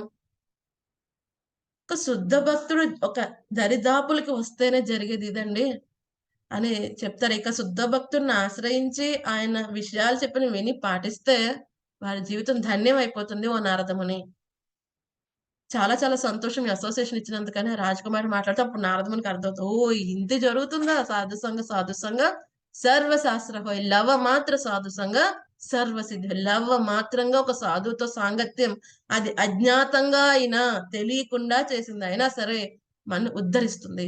ఎన్నో చూసాం మనకి సాధు సంఘాలు, మృగారి కదండి, ఈ యొక్క వాల్మీకి ముని ఇంతకు ముందు ఆయన మారుతాడు, మృగారి లాంటి వాడు మారుతారు. హరిదాస్ ఠాకూర్ విషయంలో ఒక వేశ్యని రామచంద్రకాన్ని పంపిస్తారు, ఆయన పేరు అంతా పోగొట్టాలని. ఆ వేశ్య ఏమవుతుంది, శుద్ధ భక్తురాలు అయిపోతుంది. చైతన్య మహాప్రభు సాంగత్యంలో జంతువులు కూడా వాటి వైర్యాన్ని ఏమంటారండి, పులులు లేడులు కలిసి ఎక్కడైనా ఉంటాయా, ఒకటొకటి ముద్దు పెట్టుకుంటాయా? కానీ చైతన్య మహాప్రభు ఈ జార్ఖండ్ అడవుల్లో తిరుగుతూ కీర్తన చేస్తున్నప్పుడు ఏం చేస్తాయి, ఈ పులులు లేడులు ఒకరొకరు ముద్దు పెట్టుకుంటూ ఉంటే కలిసి నృత్యం చేస్తూ ఉంటాయి. ఆశ్చర్యంగా ఉంటుంది చైతన్య మహాప్రభు వెనకాల వచ్చిన బ్రాహ్మణుడికి. ఇది జరుగుతుంది ఒక శుద్ధ భక్తుడి యొక్క సాంగత్యం, భగవంతుని యొక్క కృప ఏ జీవమైతే ఉంటుందో అది లవ మాత్రమైనా అని శాస్త్రాలు చెప్తాయి. సో అది అంత సమయం లవ అంటే అంత 0.17 సెకండ్స్ అంతే, ఒక నిమిష కాలం కూడా కాదు, రైట్. సో 3 లవములు 1 నిమిషం అయినా చెప్పుకున్నాం కదా, ఒక లఘు వరకు చెప్పుకున్నాం. 8వ శ్లోకం చూద్దాం. లఘు నివై సమాం నాత దశ పంచ నాడిక ते द्वे ముహూర్త ప్రహార షడ్యామ సప్తనామృణాం 15 లఘువులు కలిసి ఒక నాడిక యగును, అది దండ అనియు పిలువబడును. 2 దండల కాలం అంటే ఇప్పుడు 15 లఘువులు అంటే ఒక దండ అంటే 30 నిమిషములు. మనం ఏదైతే చెప్పుకుంటున్నాం కదా హాఫ్ అన్ అవర్, 30 నిమిషములు అంటే ఏంటి? ఒక నాడిక, ఒక దండ సమయం 30 నిమిషములు. నాడిక లేదా దండ అంటారు దాన్ని. 30 నిమిషములు, అది 15 లఘువులు కలిగి ఉంటుంది. అటువంటి 2 దండలు ఒక ముహూర్తమగును, అంటే ఒక ముహూర్త కాలం అంటే ఒక గంట సమయం కదండి. సో ఇంకేమంటున్నారు? 6 లేదా 7 దండలు కలిసి మానవ గణను అనుసరించి ఒక యామము, రేయి లేదా పగలలో 4వ వంతు. అంటే ఏంటి? ఇక్కడ ఏమని చెప్తున్నారు? ఒక ప్రహారము లేదా ఒక యామము. ఒక యామం అంటే 3 గంటల సమయం. 3 గంటల సమయాన్ని ఇక్కడ ఏమని చెప్తున్నారు? రేయి అంటే పగళ్ళు 12 గంటలు, రాత్రి 12 గంటలు అనుకుంటే, అందులో 4వ వంతు అంటే 3 గంటల సమయం ఒక యామము. యామము లేదా ప్రహారము అంటారు. సో యామము లేదా ప్రహారము ఎంత? 3 గంటల సమయం. సో 9వ శ్లోకంలో ఏం చెప్తున్నారు? 9వ శ్లోకంలో చాలా అద్భుతంగా ఉంటుంది. 9వ శ్లోకంలో ఈ దండ కదండి. సో ఈ ఒక దండ ఒక దండ యొక్క క్యాలిక్యులేషన్ ఎలా చేయాలి? ఇక్కడ ఏమంటున్నారు? దండ అంటే ఎంత మనం చెప్పుకున్నాం, 30 నిమిషములు. సో ఈ 30 నిమిషముల కాలాన్ని పరిగణించాలంటే ఒక ఎక్స్పెరిమెంట్ కూడా చేయవచ్చు. ప్రాక్టికల్ అప్లికేషన్ లో ఒక 30 నిమిషాల కాలాన్ని ఎలాగా, ఇంత ఇప్పుడు వాచ్ లేదనుకోండి, 30 నిమిషాలు ఇంత పట్టిందని చెప్పడానికి ఒక ఎక్స్పెరిమెంట్, ప్రాక్టికల్ అప్లికేషన్ కూడా చెప్తున్నారు. సో ఎలా చేయాలంట? 6 పలములు బరువు గల రాగి పాత్ర యందు కదండి, 6 పలముల బరువు గల రాగి పాత్ర యందు 4 అంగుళముల పొడవు గలదియు, దాని పొడవు ఎంత ఉండాలి? 4 అంగుళములు ఉండాలి. అలాగే 4 మాషముల బరువు కదండి, 4 మాషముల బరువు ఉండాలంట అది. రైట్. సో 6 పలములు అంటే 14 ఔన్సులు. ఒక్కొక్క ఔన్స్ ఎంత అండి? 28.35 గ్రామ్స్. సో అటువంటిది 14 ఔన్సులు అంటే 6 పలముల బరువు ఉండాలి ఆ రాగి పాత్ర. దానికి అంగుళం 4 అంగుళముల పొడవు ఉండాలి. అలాగే 4 మాషముల బరువు గలదియగు బంగారు కమ్మితో రంధ్రం చేయాలి కదండి. సో ఏమంటున్నారు ఇక్కడ? మాషం కదండి. సో ఒక మాషం ఇది కూడా కొన్ని గ్రాములు అన్నమాట. ఒక మాసం అంటే ఓకే, ఒక మాషం అంటే 0.97 గ్రామ్స్ ఒక మాషం. సో అటువంటిది 4 మాషముల బరువు ఉన్న, కరెక్ట్ గా 4 మాషములు ఉన్న బరువు ఉన్న బంగారు కమ్మితో ఈ యొక్క రాగితో చేసిన ఈ యొక్క పాట్ కి రంధ్రం చేయాలి పైనుంచి. అది కూడా బంగారు కమ్మితో చేయాలి. ఎందుకంటే ఇప్పుడు వెండి కమ్మితో చేస్తే రంధ్రం ఇంకా పెద్దగా వస్తుంది. అందుకని కరెక్ట్ గా బంగారు కమ్మితో, ఆ బంగారు కమ్మి కూడా 4 మాషముల బరువు, ఒక్కొక్క మాషంకి 0.97 గ్రామ్స్. సో దాంతో చేస్తే అప్పుడు ఒక రంధ్రం అనేది ఏర్పడుతుంది. ఇప్పుడు దాన్ని తీసుకుని వెళ్ళి ఒక నీటి కొలంలో పెడితే ఏమవుతుంది? అది నీరు లోపలికి వెళ్తున్న కొద్దీ ఏమవుతుంది? అది అడుక్కు వెళ్తుంది. ఎప్పుడైతే నీరు మొత్తం నిండి ఫుల్ అవుతుందో ఆ సమయము ఒక దండ. ఒక దండ అంటే ఎంత? ఒక దండ అంటే 30 నిమిషములు. 30 నిమిషాల సమయం ఈ విధంగా క్యాలిక్యులేట్ చేయవచ్చు అని ఒక ప్రాక్టికల్ అప్లికేషన్ మనకి ఇక్కడ చెప్పారనమాట. సో 10వ శ్లోకంలో చూద్దాం. 10వ శ్లోకం ఏమంటున్నారు? ఇప్పుడు ఒక ప్రాహారము లేదా యామము అంటే 3 గంటల సమయం. సో పగటి కాలం ఎలా ఉంటుంది? 4 ప్రాహారములు అంటే 12 గంటలు. 4 × 3 12 గంటలు. అదే రాత్రి సమయం, అదే 4 ప్రాహారములు రాత్రి సమయం ఉంటుంది. రాత్రి 12 గంటలు కదండి. సో ఆ విధంగా పగల సమయం, రాత్రి సమయం 4 ప్రాహారాలతో కూడి ఉంటుంది. సో అదే విధంగా ఏమంటున్నారు? 15 రేయింబవలు ఒక పక్షం. అలాగే 15 రోజులు ఏమంటారు? ఒక పక్షకాలం. సో మనకి 2 పక్షాలు ఉంటాయి, శుక్లపక్షం, కృష్ణపక్షం. అలాగే 11వ శ్లోకం ఏమంటున్నారు? 2 పక్షములు కలిసి ఒక మాసం కదండి. ఒక 15 రోజులు కలిపితే ఏమవుతుంది? ఒక శుక్లపక్షం ఒక కృష్ణపక్షం కలిపితే ఒక మాసం అవుతుంది. సో ఈ మాస కాలం ఏమిటంట? ఈ పితృలోకంలో ఉన్న వాళ్ళకి ఒక రోజు కదండి, ఒక రోజు. సో ఇప్పుడు ఏమంటున్నారు? ఈ యొక్క 2 పక్షములు కలిపి ఒక మాసం అయితే ఆ ఒక్క మాస కాలం పితరులకి ఒక రోజు కదండి. అంటే మన 6 నెలలు ఒక మన ఏమంటారు? ఒక 15 రోజులు వాళ్ళకి పగలైతే మన 15 రోజులు వాళ్ళకి రాత్రి. సో ఒక మాస కాలం వాళ్ళకి ఒక రోజుతో సమానం కదండి. సో ఇది ఇక్కడ పితృలకి మనకి ఉన్న క్యాలిక్యులేషన్స్ ఇక్కడ చెప్పారు. సో తర్వాత ఏమంటున్నారు, 2 నెలల కాలం కలిసి ఒక ఋతువు అవుతుంది కదండి. ఋతువులు మారుతూ ఉంటాయి కదా, 2 నెలల కాలం ఒక ఋతువు. అలాగే 6 నెలల కాలం ఒక ఆయనం. మనం చెప్తున్నాం కదా, ఉత్తరాయణం దక్షిణాయనం. సో ఏదైతే దక్షిణం నుంచి ఉత్తరంకి వెళ్తున్నాడు అనుకోండి సూర్యుడు, తన మూమెంట్ ఇదంతా ఎవరి మూమెంట్ తో అవుతుంది, సూర్యుడి గురించి మాట్లాడుకుంటున్నాం. సో ఈ యొక్క దక్షిణం నుంచి ఉత్తరంకి వెళ్ళినప్పుడు అదేమవుతుంది, ఆయనం. ఆ 6 months ఏమంటాం, ఉత్తరాయణం. మళ్ళీ ఆయన మళ్ళీ ఉత్తరం నుంచి మళ్ళీ దక్షిణం వైపుకి వెళ్తున్నాం, దక్షిణాయనం. సో ఈ విధంగా 2 ఆయనములు. ఈ 2 ఆయనములు కలిసి ఏమవుతుంది, ఒక సంవత్సర కాలం. మన హ్యూమన్ క్యాలిక్యులేషన్స్ లో ఏంటి, 12వ శ్లోకంలో చెప్తున్నారు. 2 ఆయనములు కలిసి దేవతలకు ఒక అహర్నిశ మగును, ఆ అహర్నిశలు సముచ్చయము మానవులకు ఒక సంవత్సరం మగును, మానవుడు అట్టి 100 సంవత్సరముల ఆయువును కలిగి ఉన్నాడు. సో 2 ఆయనములు కదండి, అంటే 2 ఆయనములు కలిసి ఒక సంవత్సర కాలం. 6 months టైం, ఆయనం అంటే 6 months, 2 ఆయనములు కలిసి ఒక సంవత్సరం. అటువంటిది 100 సంవత్సరముల ఆయుష్ మానవుడికి అని చెప్తున్నారు. సో ఈ ఒక్క సంవత్సర కాలం దేవతలకి ఏంటంట, ఒక రోజు సమయం. ఇందాక ఒక నెల కాలం పితృదేవతలకు ఒక రోజు అయితే, ఒక సంవత్సర కాలం దేవీ దేవతలకి ఒక రోజు. అందుకనే కదా మనకి ఫస్ట్ 6 నెలలు వాళ్ళకి పగలైతే, మనకి నెక్స్ట్ ఉన్న 6 నెలలు వాళ్ళకి రాత్రి సమయం కదండి, వాళ్ళకి రాత్రి సమయం. ఓకే, సో ఈ విధంగా పితృల గురించి చెప్పారు, దేవి దేవతల గురించి చెప్పారు, మానవుడి కాల పరిమాణం గురించి చెప్పారు. సో నెక్స్ట్ 13వ శ్లోకంలో ఏమని చెప్తున్నారు, విశ్వమనందలి శక్తివంతములైన గ్రహములు, లోకములు, తారకలు, పరమాణువులు అన్నీను భగవాన్ని కాలరూపముల నిర్దేశానుసారం తమ కక్షలందు పరిభ్రమించుతున్నవి. సో ఇవన్నీ ఏం చేస్తున్నాయి, మిగతా వేరేవన్నీ కూడా ఈ భగవంతుని యొక్క నిర్దేశానుసారం వాటి కక్షలు పరిభ్రమిస్తూ ఉంటాయి. మనం చెప్పుకుంటున్నాం కదా, సూర్యుడు మొత్తం తన కక్ష మొత్తం పరిభ్రమించి ఒక స్థితికి రావడానికి సంవత్సర కాలం పడుతుంది. దాన్ని ఏమంటాము, 365.25 రోజులు సమయం. అదే చంద్రమ అయితే వత్సరం అంటాం, సూర్యుడు అయితే సంవత్సరం అంటాం, చంద్రమాదైతే ఏమంటాం, అనువత్సరం అంటాం. సూర్యుడిదైతే సంవత్సరం, చంద్రమాదైతే అనువత్సరం. సో ఈ అనువత్సరం అంటే ఎంత, 327 రోజులు, 327.6 డేస్ సమయాన్ని అనువత్సరం అంటాం కదండి. సో ఈ విధంగా మిగతా ఇవి కూడా తిరుగుతాయి. జూపిటర్, ఈ యొక్క 27 కన్స్టలేషన్ అంటే ఈ యొక్క నక్షత్రాల కూటమి, ఇవి కూడా పరిభ్రమిస్తూ ఉంటాయి వాటి టైంలో. సో ఆ విధంగా ఈ యొక్క సంవత్సర కాలం మన సూర్యమానం ప్రకారం చూస్తే అంటే 365.25 డేస్ అన్నమాట. సో ఈ విధంగా తిరుగుతారు. సో ఇంకేమని చెప్తున్నారు, ఇక్కడ 14వ శ్లోకంలో కూడా అదే కంటిన్యూషన్ చేస్తారు. ఆకాశం నందు సూర్యుడు, చంద్రుడు, నక్షత్రములు, తారకులు అనే వాని చక్రములకు 5 వివిధ నామం కలవు, అవన్నీను తమ ప్రత్యేక సంవత్సరములు కలిగి ఉన్నవి. సో 5 సంవత్సరములు అంటే 5 విధానంలో ఒకటి మనం చెప్పుకున్నాం. సూర్యుడిది ఏంటి, సంవత్సర కాలం, చంద్రుడి మాదేంటి, అనువత్సర కాలం. అలాగే ఈ 27 నక్షత్రాల కూటమని ఉంటుంది. సో వాటి యొక్క సంవత్సర కాలాన్ని ఏమంటారు, వత్సరం అంటారు. సో ఆ వత్సరానికి ఎంత సమయం అంటే 324 రోజుల సమయం. అలాగే పరివత్సర అంటే బృహస్పతి, దాని కక్ష నుంచి తిరగటం ఒక సంవత్సరం.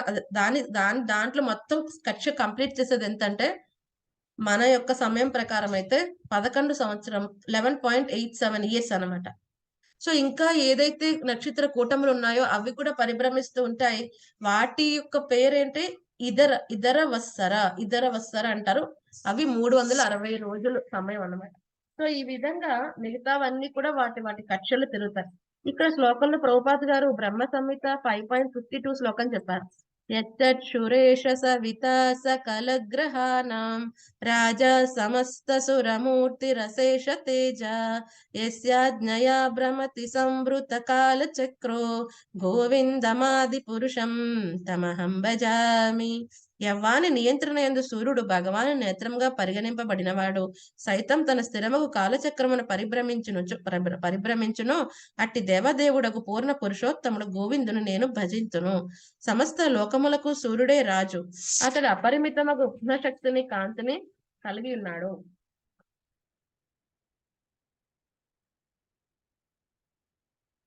రైట్.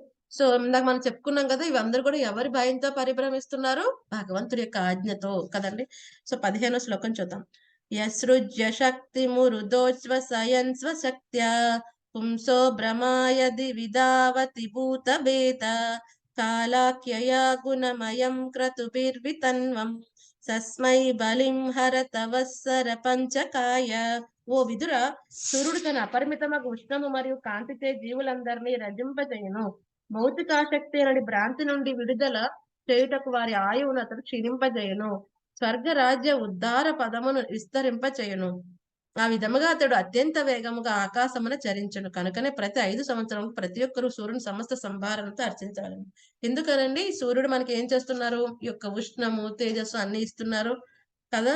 అంతేకాకుండా ఒక్కొక్క సూర్యోదయానికి, ఒక్క సూర్యాస్తమయానికి ఏం జరుగుతూ ఉంటుంది? మన ఆయువు క్షీణిస్తూ ఉంటుంది.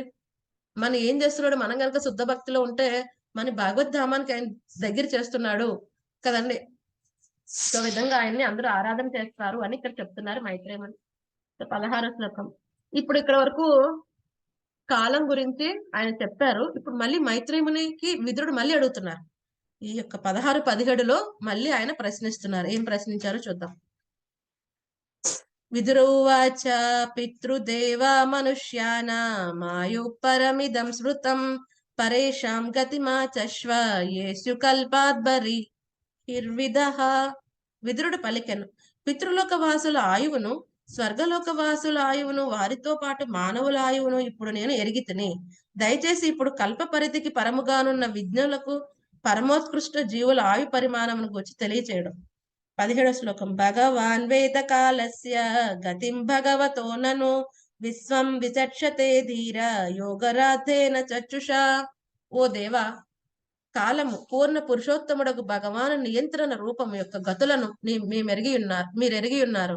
ఆత్మదర్శులైన కారణమున మీరు సమస్తమును యోగ దృష్టితో గాంచగలరు. సో ఇప్పుడు అడిగే ప్రశ్న ఎలా ఉంది? సో ఏమంటున్నాడు ఆయన? సో ఈ కాలం ఎక్కడి వరకు చెప్పి ఆపేశాడు ఆయన? పితరుల గురించి చెప్పాడు, దేవీ దేవతల కాల పరిమాణం గురించి చెప్పాడు, అక్కడితో ఆపేశాడు. అంటే స్వర్గలోకం వరకు ఆల్మోస్ట్ ఆయన డీటెయిల్స్ ఇచ్చాడు.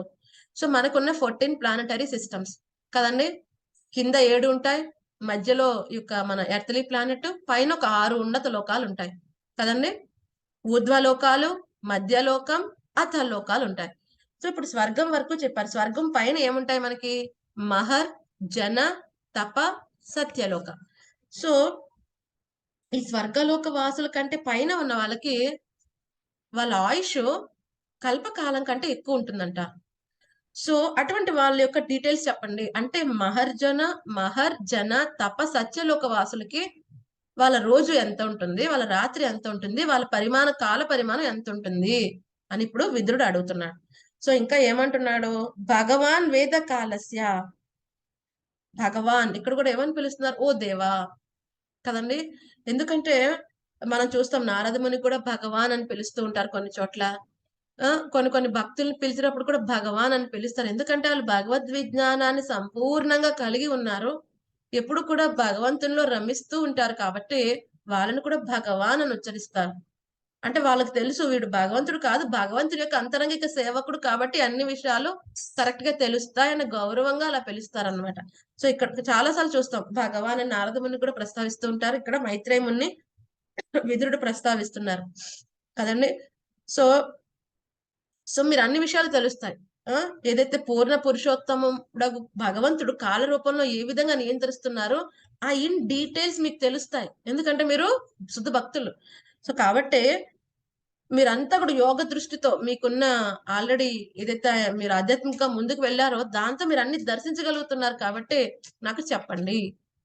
తద్విద్ది ప్రణిపాతేన పరిప్రశ్నేన సేవ ఉపదేశంతితే జ్ఞానం జ్ఞాన తత్వదర్శిన.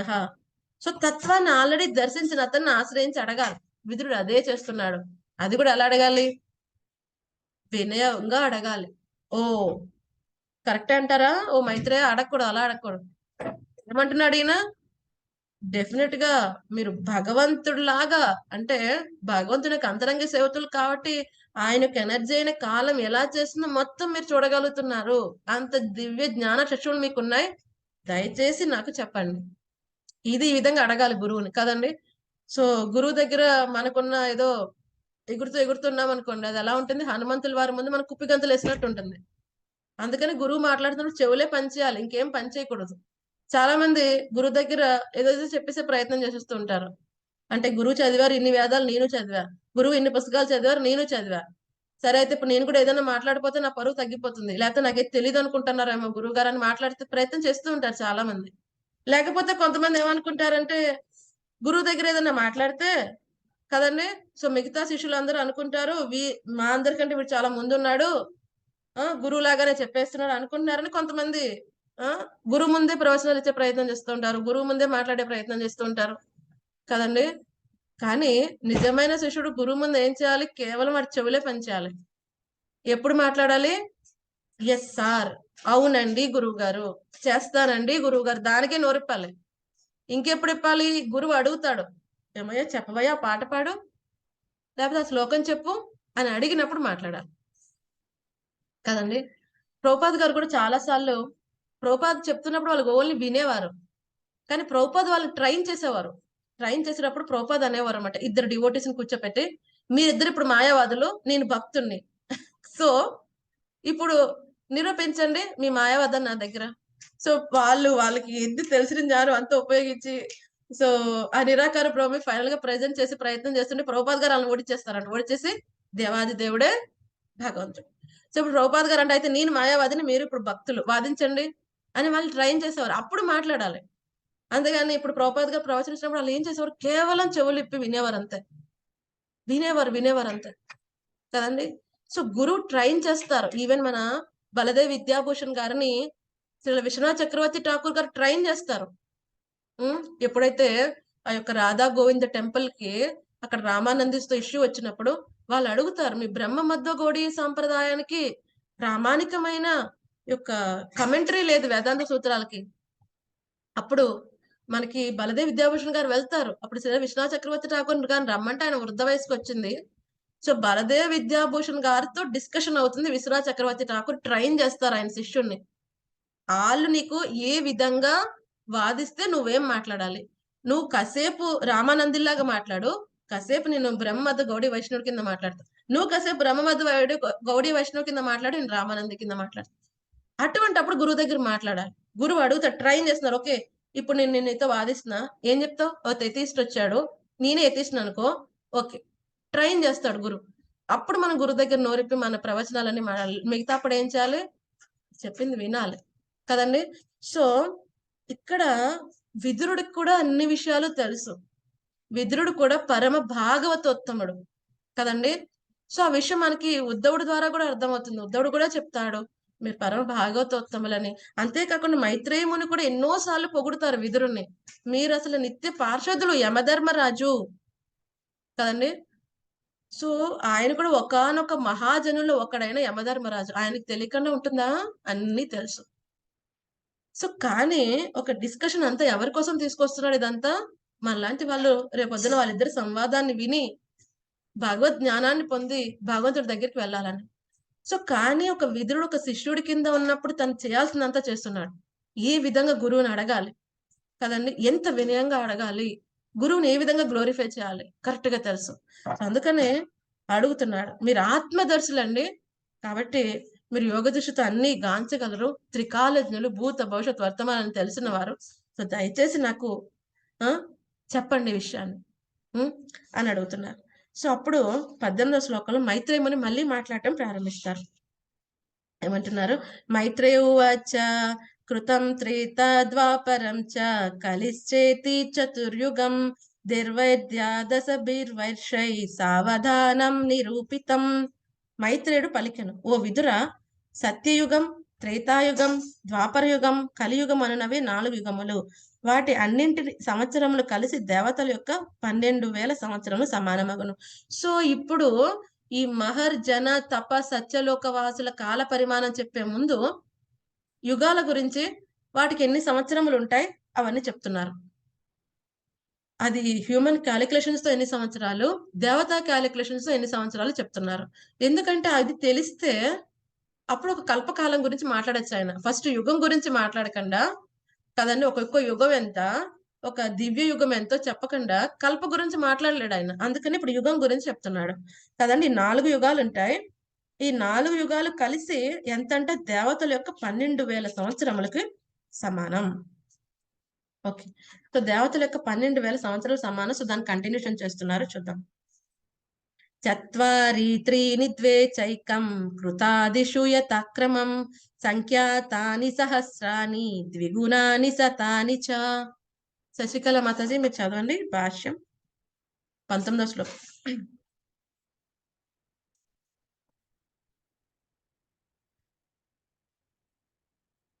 మ్యూట్ అన్లిమ్యూట్ అవ్వట్లేదు. ఓకే, ఇప్పుడు చూడండి. హరే కృష్ణ మాతాజీ. హరే కృష్ణ. సత్యయుగ కాలం 4,500 దేవతా సంవత్సరములకు సమానం. త్రేతాయుగ కాలం 3,600 దేవతా సంవత్సరాలకు సమానం. ద్వాపర యుగ కాలము 2,400 దేవతా సంవత్సరములకు సమానం. ఇక కలియుగ కాలము 1,200 దేవతా సంవత్సరములకు సమానం. Hare Krishna Mataji. Thank you Mataji. So ఇక్కడ చెప్తున్నారు, ఈ యొక్క కలియుగం ఎన్ని దేవతా సంవత్సరం అంట? 1,200 దేవతా సంవత్సరములకి సమానం. సో ఒక్కొక్క దేవతా సంవత్సరం మనకి 360 మానవ సంవత్సరాలకి సమానం. ఓకే, ఇందాక మనం చెప్పుకున్నాం కదా, మన ఒక సంవత్సరం వాళ్ళకి ఒక రోజు, దేవతలకు ఒక రోజు. సో ఆ విధంగా దేవతలకు ఒక సంవత్సర కాలం మనకి 360 సంవత్సరములతో సమానం. సో ఆ విధంగా చూసుకుంటే ఒక కలియుగానికి 1,200 సంవత్సరముల దేవతా కాలం అయితే మనకి ఎన్ని సంవత్సరములు? హ్యూమన్ క్యాలిక్యులేషన్స్ ప్రకారం 4,32,000 సంవత్సరములు కలియుగం. దానికి డబల్ ఉంటుంది ద్వాపరం. సో ద్వాపర కాలం ప్రకారం ఏంటి? 2,400 దేవతా సంవత్సరములు, 8,64,000 మానవుల సంవత్సరములు. అలాగే త్రేతాయుగం కలియుగానికి 3 టైమ్స్ ఉంటుంది. 3 టైమ్స్ అంటే 3,600 సంవత్సరములు దేవతా సంవత్సరములు అయితే 12,96,000 మానవ సంవత్సరములు త్రేతాయుగం. తర్వాత సత్యయుగం కలియుగానికి 4 టైమ్స్ ఉంటుంది. 4 టైమ్స్ అంటే 4,800 దేవతా సంవత్సరములు అయితే 17,28,000 మానవ సంవత్సరములు కదండి. సో ఈ విధంగా ఈ 4 యుగములు, కలియుగం, త్రేతాయుగం, ద్వాపర యుగం, సత్యయుగం, ఈ 4 కలిపితే ఏమంటారు? ఒక చతుర్యుగం, ఒక దివ్య యుగం అని అంటారు కదండి. ఒక దివ్య యుగం ఎంత అవుతుంది? ఈ 4 యుగాల కలయిక అంటే 43,20,000 మానవ సంవత్సరములు, లేకపోతే 12,000 దేవతా సంవత్సరంతో సమానం. ఓకే, సో తర్వాత నెక్స్ట్ శ్లోకం చూద్దాం. 20. సంధ్యాం చ యోరంత్యరా కాల సంత సంఖ్యయోః తమేవాహుర్యుగం తజ్ఞ యత్ర ధర్మో విధీయతే. శ్రీదేవి అడప మాతాజీ చదవండి. హరే కృష్ణ మాతాజీ. దండవత్ ప్రణామాలు. హరే కృష్ణ. ప్రతి యుగమునకు మొదట మరియు చివరన ఉండేది సంధి సమయములు పూర్వపు పేర్కొనబడినట్లు అవి కొన్ని వందల సంవత్సరములై ఉండును. జ్యోతిశాస్త్ర విశారదులచే యుగ సంధులు అని పిలువబడును. ఆ సమయములందు అన్ని విధములకు ధర్మ కార్యములు నిర్వహింపబడును. హరే కృష్ణ మాతాజీ. హరే కృష్ణ. సో ఇక్కడ 2 పదాలు వాడారు. సంధ్య కాలం అంటారు, ఒకటి సంధ్య, ఇంకోటి సంధ్య అంశయ. సో ప్రతి యుగానికి కూడా స్టార్టింగ్ ఎండింగ్ ఉంటాయి, రైట్? సో ఎలా చెప్పుకోవాలి ఇప్పుడు? ఈ యొక్క 1,200 సంవత్సరములు దేవతా సంవత్సరములు అని చెప్పారు. దేనికి? కలియుగానికి. సో ఈ కలియుగం స్టార్టింగ్ కొంత సమయం ఉంటుంది, ఎండింగ్ కొంత సమయం ఉంటుంది కదండి. దీని స్టార్టింగ్ మళ్ళీ ఇంకో యుగం స్టార్టింగ్ తో, దీని ఎండింగ్ ఇంకో యుగం స్టార్టింగ్ తో ఉంటుంది. అంటే స్టార్టింగ్ ఏదైతే ఉన్నదో ఈ మొత్తం యుగ కాలానికి, ఇప్పుడు ఎంత? 1,200 సంవత్సరములు కదా. సో ఒక 1000 సంవత్సరములు మాత్రమే మధ్యలో యుగం అన్నమాట. సో ఈ 1000 సంవత్సరముల యుగానికి ఏమంటారు? ఒక 10%. ఒక 10% అంటే ఒక 100 సంవత్సరములు. ఒక 100 సంవత్సరములు సంధ్య అంటే యుగం స్టార్టింగ్ సమయం, దాన్ని యుగ సంధి అంటారు. అలాగే ఇంకొక 100 సంవత్సరములు యుగం ఎండింగ్, దాన్ని ఏమంటున్నారు? సంధ్యాంశయో, చివరి సంధి సమయం. ఓకే. సో మొత్తం కలియుగం 1200 దేవతా సంవత్సరములు అంటే మొదటి 100 సంవత్సరములు యుగ సంధి, లాస్ట్ 100 సంవత్సరములు ఏమంటారు, అది చివరి సంధి, యుగ ఎండింగ్ టైం. ఇవి 2 సంధి సమయములు అంటారు కదండి. సో అలాగే మిగతా వాటికి అన్నిటికి కూడా అలాగే ఉంటుంది. ఈ సంధి సమయం ఎలా ఉంటుంది, ఇప్పుడు ద్వాపర యుగానికి 2400 దేవతా సంవత్సరములు అంటే 200 సమయం, 200 సంవత్సరముల సమయం యుగ సంధి, ఇంకొక 200 చివర యుగ సమాప్తం అయితే మధ్యలో ఉన్న 2000 యుగ సమయం. అలాగే త్రేతాయుగానికి కూడా 3000 సెంటర్ లో యుగ ధర్మం ఉంటే మిగతా 300 స్టార్టింగ్, మిగతా 300 ఎండింగ్. అలాగే ఇక సత్యయుగానికి కూడా 4800లో 4000 ఆ యుగ సైకిల్ అయితే ఈ యొక్క సంధి సమయం ముందల 400, చివరి సమయం 400 దేవతా సంవత్సరములు. సో ఈ విధంగా ఏంటి డిఫరెన్స్ ఈ సంధి సమయానికి ఈ మధ్యలో యుగ పీరియడ్ కంటే, ఏదైతే సెంటర్ లో పాయింట్ ఉన్నదో అక్కడ యుగ ధర్మం ఎక్కువ ఉంటుంది అన్నమాట. ఈ ప్రతి దానికి ఒక యుగ ధర్మం ఉంటుంది కదండి. ఏంటి యుగ ధర్మం మనం చెప్పుకున్నాం. సత్యయుగంలో ఏంటి ఈ యొక్క తపస్సు ఆచరించటం కదండి, అస్టారిటీస్. సో మళ్ళీ ఈ యొక్క నెక్స్ట్ త్రేతాయుగంలో యజ్ఞ యాగాదులు, ద్వాపర యుగంలో అర్చామూర్తిని ఆరాధన, డిటి వర్షిప్, కలియుగంలో నామ సంకీర్తన, హరే కృష్ణ కృష్ణ కృష్ణ హరే హరే, హరే రామ రామ రామ హరే హరే. జై. సో ఇదన్నమాట, రైట్. సో మనం ఇది అర్థం చేసుకోవాలి. ఈ యొక్క యుగ సంధి ఏదైతే మాట్లాడుతున్నారో ఈ ప్రతి యుగానికి మొదట చివర ఉండేదాన్ని సంధి సమయం అని అంటారు. అది ఇక్కడ మనకి 20వ శ్లోకంలో చెప్తున్నారు కదండి. వాటిల్ని ఏమంటారు, యుగ సంధులు అని పిలుస్తారు కదండి. ఆ సమయంలో అన్ని విధములకు ధర్మ కార్యములు నిర్వహింపబడను కదండి. సో అక్కడ యుగ ధర్మమే కాదు, ఈ యొక్క చివరి మొదటి సమయాల్లో అంతకు ముందు దాంతో కూడా కాంబినేషన్ ఉంటుంది. యుగ సంధులు యుగ సమయాలు ఏమవుతుందండి, ఈ 2 ఓవర్లాప్ అవుతూ ఉంటాయి. ఆ యుగాంది మొత్తం అన్ని ధర్మాలు కూడా. సో 21 ధర్మ చతుష్పాన్మనుజాన్ కృస్తే సమనువర్తతే సయేవాన్వేష్వధర్మేణ వ్యతిపాదేన వర్ధత. ఓకే, నాగం సునీత మాతాజీ చదవండి. హరి కృష్ణ మాత ధన్వత్సలం. ఓ విదురా, సత్యయుగమునందు మానవులు ధర్మ నియమములను పూర్తిగాను చక్కగాను పాటించిరి. కానీ ఇతర యుగములందు అధర్మము వృద్ధి అగుట వలన ధర్మము క్రమముగా ఒక్కొక్క పాదము క్షీణించినది. Hare Krishna. Thank you Mataji. So ఇక్కడ ఇంకా ఏమని చెప్తున్నారు, 4 యుగాలు చెప్పేశారు కదా. ఇప్పుడు సత్యయుగంలో ఏమైంది, ధర్మం అన్ని 4 పాదాలతో ఉంటుంది. ఏంటండి 4 పాదాలు ధర్మానికి?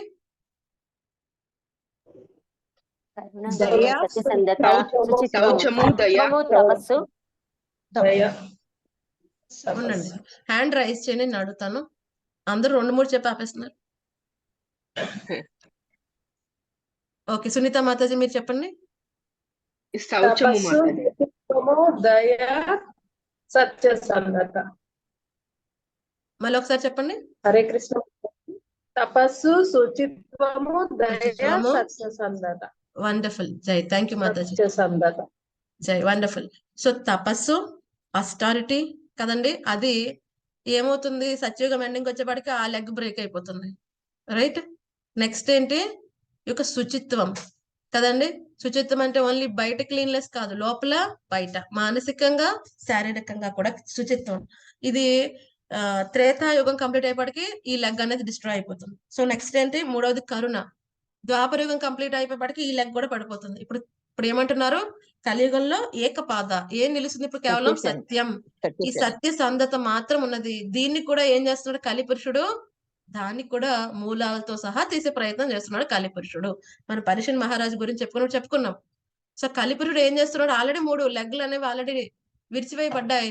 ఈ సత్య సంధతను కూడా వేలతో సహా తీసేసే ప్రయత్నం చేస్తున్నాడు. ఎందుకని ఈ రోజుల్లో నిజం సత్యం మాట్లాడే వాళ్ళు ఎంత కరువైపోతున్నారండి. ఇంకా ఎక్కడో కొంతమంది ఉండబట్టే ఇంకా ధర్మం నడుస్తుంది కదండి. ఓవర్ పీరియడ్ ఆఫ్ టైం కలి ఉధృతం అయ్యే కొద్ది ఏమవుతుంది, ఈ సత్య సంధత అనేది కూడా కనిపించకుండా పోతుంది అనమాట. అప్పుడు మన కలికి భగవాన్ వస్తారు, రైట్. ఓకే, సో ఈ విధంగా చెప్పారు. 22వ శ్లోకం త్రిలోక్య యుగ సహస్రం బహిరా బ్రహ్మణో దినం తావత్యేవ నిశాతాత యన్ని మీలతి విశ్వసృక్. కే మల్లేశ్వరి మాతాజీ చదవండి. ఇదే లాస్ట్ శ్లోకం మనం ఈరోజు. హరే కృష్ణ. స్వర్గ మత్స్య పాతాళ లోకములు. ఆవలి భాగమున బ్రహ్మలోకం నందు 4 యుగములను 1000తో గుణించగా కలిగడి కాల పరిమాణము ఒక పగటి సమయము కాగలదు. బ్రహ్మదేవుని రాత్రి సమయం కూడా అంతే కాల పరిమాణము కలిగి ఉండును. ఆ సమయమున అతడు విశ్వ సృష్టికర్త నిద్రించును. Hare Krishna Mataji. Thank you Mataji. So ఇక్కడ ఏమని చెప్తున్నారు, ఈ యొక్క ఇందాక విదురుడు అడిగారు కదా, ఈ యొక్క మహర్జన తపలోక సత్యలోక వాసుల యొక్క కాల పరిమాణం ఎలా ఉంటుంది, ఎందుకంటే వాళ్ళ కల్పం కంటే ఎక్కువ అధికంగా ఉంటుంది వాళ్ళ కాలం అని. సో ఇప్పుడు వాళ్ళందరి కోసం చెప్తున్నారు, ఎవరైతే ఈ యొక్క మహర్జన తప బ్రహ్మలోకం వాళ్ళందరికీ కూడా ఏముంటుందంట, వాళ్ళ కాల పరిమాణం ఒక పగటి కాలం ఎంత ఉంటుందంట, 1000 దివ్య యుగముల కాలం. సో ఇప్పుడు మనకు యుగం అంటే ఏంటో చెప్పుకున్నారు కదా, అందుకని యుగం గురించి యుగ సంధ్య గురించి ఇంత వివరణ ఇచ్చారు. సో ఒక 1000 దివ్య యుగముల కాలం వాళ్ళకి ఒక కల్ప కాలం, ఒక పగలు, ఒక 12 గంటల సమయం. ఇంకేమంటున్నారు, వాళ్ళ రాత్రి సమయం కూడా అంతసేపే ఉంటుంది కదండి. సో బ్రహ్మదేవుని రాత్రి సమయం కూడా అంతే ఉంటుంది. అంటే ఒక కల్పకాలం వాళ్ళు నిద్రిస్తారు, ఒక కల్పకాలం వాళ్ళకి పగలైతే ఒక కల్పకాలం వాళ్ళకి రాత్రి సమయం అని ఇక్కడ ఈ యొక్క 14 లోకాల జనవాసులందరికీ గురించి వాళ్ళ కాల పరిమాణం గురించి ఇవన్నీ చెప్పారు. సో ఇంతటితో మనం ఈ రోజు ఆపుదాం. నెక్స్ట్ వీక్ మళ్ళీ 23 నుంచి కంటిన్యూ చేస్తాం. ఓకేనండి. సో 23 నుంచి 42లో ఇంకేం చెప్తారు, సో ఇటువంటి ఒక బ్రహ్మదేవుడి కాలంలో ఎంతమంది మనువులు వస్తారు, అలాగే ఇంత అద్భుతంగా మనకు అనిపిస్తున్న ఈ బ్రహ్మదేవుడి కాలం ఆ కారణోదక సాయి విష్ణువుతో పోల్చుకుంటే, కారణోదక సాయి విష్ణు దృష్టిలో బ్రహ్మదేవుడి యొక్క ఆయుష్ ఎటువంటిది, కాబట్టి మనం భగవంతుని ఎందుకు శరణాగతి పొందాలి, భగవంతుడు ఏ విధంగా సర్వశక్తిమంతుడు అని చెప్పి చాప్టర్ అనేది కంప్లీట్ అవుతుంది. ఈ రోజు అధ్యాయాలు ఏమన్నా సందేహాలు ఉన్నాయా డివోటీస్? మాతాజీ, మీరు సత్యయుగ కాలము, త్రేతాయుగ కాలం, ద్వాపరయుగ కాలం గురించి చెప్పారు. కలియుగ కాలంలో 1200 దేవతా సంవత్సరాలు అంటే ఎన్ని సంవత్సరాలు ముందు పోతుంది, ఎన్ని సంవత్సరాలు వెనక్కి వస్తుంది? ముందు పోవటం అంటే ఒక యుగ సంధి సమయమా, ఒక 100 సంవత్సరములు యుగ సంధి, సంధి ఆసనం చివరి సంధి ఒక 100 సంవత్సరములు, మధ్యలో 1000 సంవత్సరాలు. ఓ 1000 సంవత్సరం, 1000 దేవతా సంవత్సరములు, మనకి కాదు, 1000 దేవతా సంవత్సరం, అదే 1000 దేవతా సంవత్సరం. ఎస్ మాతాజీ. అంటే మాతాజీ మళ్ళీ ద్వాపరయుగానికి వస్తే 200 వేసుకోవాలి. అవును అవును, ఎందుకంటే యుగం సైకిల్ కి మధ్యలోకి ఒక 10% యుగ సంధి, యుగ సంధ్యాసనం ఉంటాయన్నమాట. ఓకే.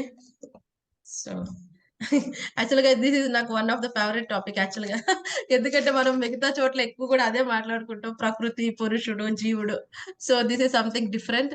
బట్ మళ్ళీ ఈ టాపిక్ కూడా మనం ఎక్కడ తీసుకొస్తుంది, భగవంతుడి దగ్గర తీసుకుని వస్తుంది. సో ఇటువంటి అద్భుతమైన విషయాలు కూడా శ్రీమద్ భాగవతంలో చర్చించడం చాలా అద్భుతమైన విషయం, రైట్? ఓకే. సో మాతాజీ భాగవతంలో లేని విషయం అంటూ లేదు మాతాజీ. భాగవతంలో ఒక విషయం గురించి ఉండదు, ఇంద్రియ తృప్తి ఎలా చేయాలని మాత్రం ఉండదు. బాగా చెప్పారు మాతాజీ. కర్మకాండ ఎలా చేయాలి, ఇంకా మెటీరియల్ ఫెసిలిటీస్ ఎలా పెంచుకోవాలి, అటువంటివి చాలా తక్కువగా వివరించబడ్డాయి. మెయిన్ వాటిని ఇది చేయకూడదు అని చూపించడం కోసం చెప్పారు. చెప్పక్కర్లేదు, వాళ్ళకి తెలిసిపోతాయి. రైట్. చెడు ఎప్పుడు చెప్పక్కర్లేదు మాతాజీ, మంచి అయితేనే చెప్పాలి. లేదండి, ఇప్పుడు ప్రపంచం ఎలా ఉంది, ఏం చేయాలో ఏం చేయకూడదో కూడా చెప్పాల్సి వస్తుంది పిల్లలకి, పెద్దలకి, అందరికి కూడా ప్రపంచం అలా అయిపోయింది. రైట్. ఓకే. ఇంకేమైనా సందేహం వాళ్ళు కూడా లేదు ఏమండి, చెప్పినా వినుకునే వాళ్ళు కరెక్ట్ మాట, వినేవాళ్ళు లేరు ఇప్పుడు. వినేవాళ్ళు లేరు, విన్న ఆచరించే వాళ్ళు ఇంకా అరుదు. అది ఇంకో విషయం. రైట్. ఎస్ మాతాజీ. సో ఇంకా ఇంకేమైనా సందేహాలు ఉన్నాయండి? ఎక్కడి నుంచి ఆచరిస్తారు. కరెక్ట్ మాతాజీ, ఎవరికి కూర్చుని వినేంత శ్రద్ధ లేదు. అందుకే నాకు చాలా ఆశ్చర్యంగా, ఆనందంగా ఉంటుంది. అసలు శ్రీమద్ భాగవతం ఈ రోజు 70 మంది అటెండ్ అయ్యారు ఇందాక. ఇప్పుడు యాక్చువల్ గా క్వశ్చన్ సెషన్స్ అయ్యాక తగ్గారు. చాలా అద్భుతమైన విషయం, ఇంతమంది ఒక చోట కూర్చొని ఇంత సహనంగా, ఇంత శ్రద్ధగా శ్రవణం చేస్తున్నామంటే చాలా అద్భుతమైన విషయం. ఈ రోజులో జనాలు ఒక్క క్షణం కూర్చుని భాగవత్ కథ వినమంటే అయ్యో బాబోయ్ టైమే లేదండి, మీకేమో ఖాళీ కాబట్టి కూర్చున్నారు అన్నట్టుగా మాట్లాడుతున్నారు.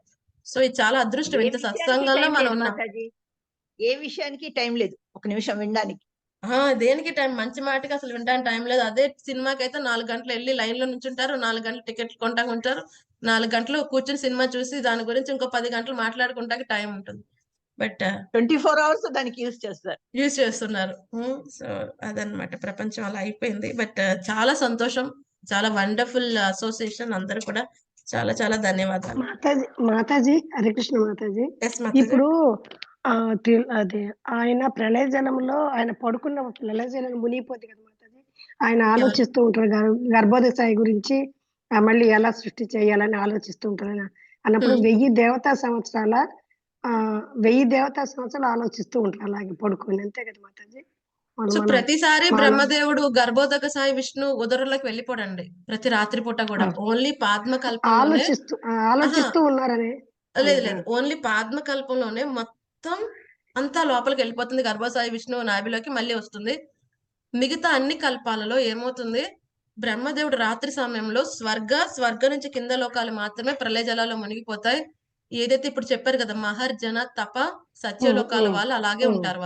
వాళ్ళ లోకాలు వాళ్ళు హ్యాపీగా నిద్రపోతారు. కానీ కింద ఏ లోకాన్ని వాళ్ళు చూడలేరు, ఎందుకంటే మొత్తం ప్రళయ జలాల్లో మునిగిపోతుంది అదన్నమాట.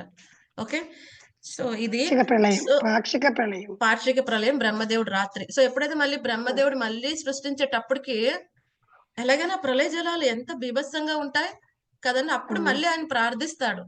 అప్పుడు ఒక 100 సంవత్సరములు ప్రార్థిస్తాడు. ఫస్ట్ టైం తపస్సు అంటే 1000 సంవత్సరములు చేస్తాడు. ఫస్ట్ టైం బ్రహ్మదేవుడు ఆవిర్భవించినప్పుడు. తర్వాత ఏం చేస్తాడు, ఒక 100 సంవత్సరములు తపస్సు చేసి మళ్ళీ తన స్థితిని పొంది ఆ ప్రళయ జలాలను మొత్తం తాగేస్తాడు ఆయన లోపలికి. ఆ ప్రళయ గాలుల్ని ప్రళయ జలాల్ని తాగేసి మళ్ళీ ఆ స్థితం అయిపోయిన తర్వాత అప్పుడు మళ్ళీ ఏదైతే కింద లోకాలను మళ్ళీ క్రియేట్ చేసి మళ్ళీ ఆ జీవులకి వాళ్ళ పొజిషన్స్ లో వాళ్ళని పెడతాడు అనమాట. ఇంతకు ముందు పగలు ఏవైతే అయిందో దానికి కంటిన్యూషన్ అయ్యేటట్టుగా వాళ్ళకి ఆ విధంగా మళ్ళీ సృష్టిని పెట్టి వాళ్ళందరికీ సరైన దేహాలు ఇప్పించి మళ్ళీ సృష్టి మళ్ళీ కంటిన్యూ చేస్తాడు. సో ఎవ్రీ బ్రహ్మ ప్రతిరోజు కూడా స్వర్గ నుంచి కింద వాళ్ళనే చేస్తాడు, కానీ పైన ఏమి చేయక్కర్లేదు. అది ఆల్రెడీ క్రియేట్ అయ్యి ఉంటుంది. ఓన్లీ ఒకానొక కల్పం పాద్మ కల్పం, ఆ కల్పంలో మాత్రమే మళ్ళీ ఎలాగైతే ఫస్ట్ టైం బ్రహ్మగారు వచ్చినప్పుడు 14 లోకాలు ఆయన డివైడ్ చేయాల్సి వచ్చిందో అది చేయాల్సి వస్తుంది. బట్ మిగతా 23 మూలికలు ఏదైతే ప్రాకృత సృష్టి కారణోదక సాయి విష్ణు చేసింది, మళ్ళీ గర్భోదక సాయి విష్ణు విశ్వరూపం కింద ఎక్స్పాండ్ అవటం, అవన్నీ ప్రతిసారి చేయక్కర్లేదు. ఓన్లీ బ్రహ్మదేవుడు ఆవిర్భావం అప్పుడే జరుగుతుంది, అంతే కదండి. సో ఓన్లీ ప్రతి బ్రహ్మదేవుడు పగలు పొద్దున పూట చేయాల్సింది అంటే స్వర్గ నుంచి కింద వరకు అది రీక్రియేట్ చేయటం, మళ్ళీ కొరస్పాండింగ్ జీవులను అక్కడ పెట్టడం, తర్వాత సృష్టి కంటిన్యూ అవుతుంది. ఒక ఫస్ట్ టైం మాత్రమే అన్ని క్రియేట్ చేస్తాడు బ్రహ్మదేవుడు. మొత్తం అన్ని చేయాలి కదా ఆయన, మొత్తం అన్నిటిని రకరకాల అన్నిటిని కూడా ఆయన అప్పుడు చేస్తాడు. సో ఇలా ఉంటుంది అనమాట. ఫస్ట్ టైం ఎక్కువ ప్రాసెస్ ఉంటుంది. హరే కృష్ణ. హాఫ్ డేలో ఏవి ఎక్కువ ఉండవు, హాఫ్ డేలో ఏవి ఎక్కువ ఉండవు ఆయనకి. ఏమి ఎక్కువనే ఉంటే చాలా ఉంటాయి, మనకి అవి తక్కువగా అనిపించవచ్చు. ఆ సీట్ లో కూర్చుంటే తెలుస్తుంది అంత ఎక్కువ అని. ఎందుకంటే ఆయన ఒక్క రోజులో 14 మనువులు వస్తారు.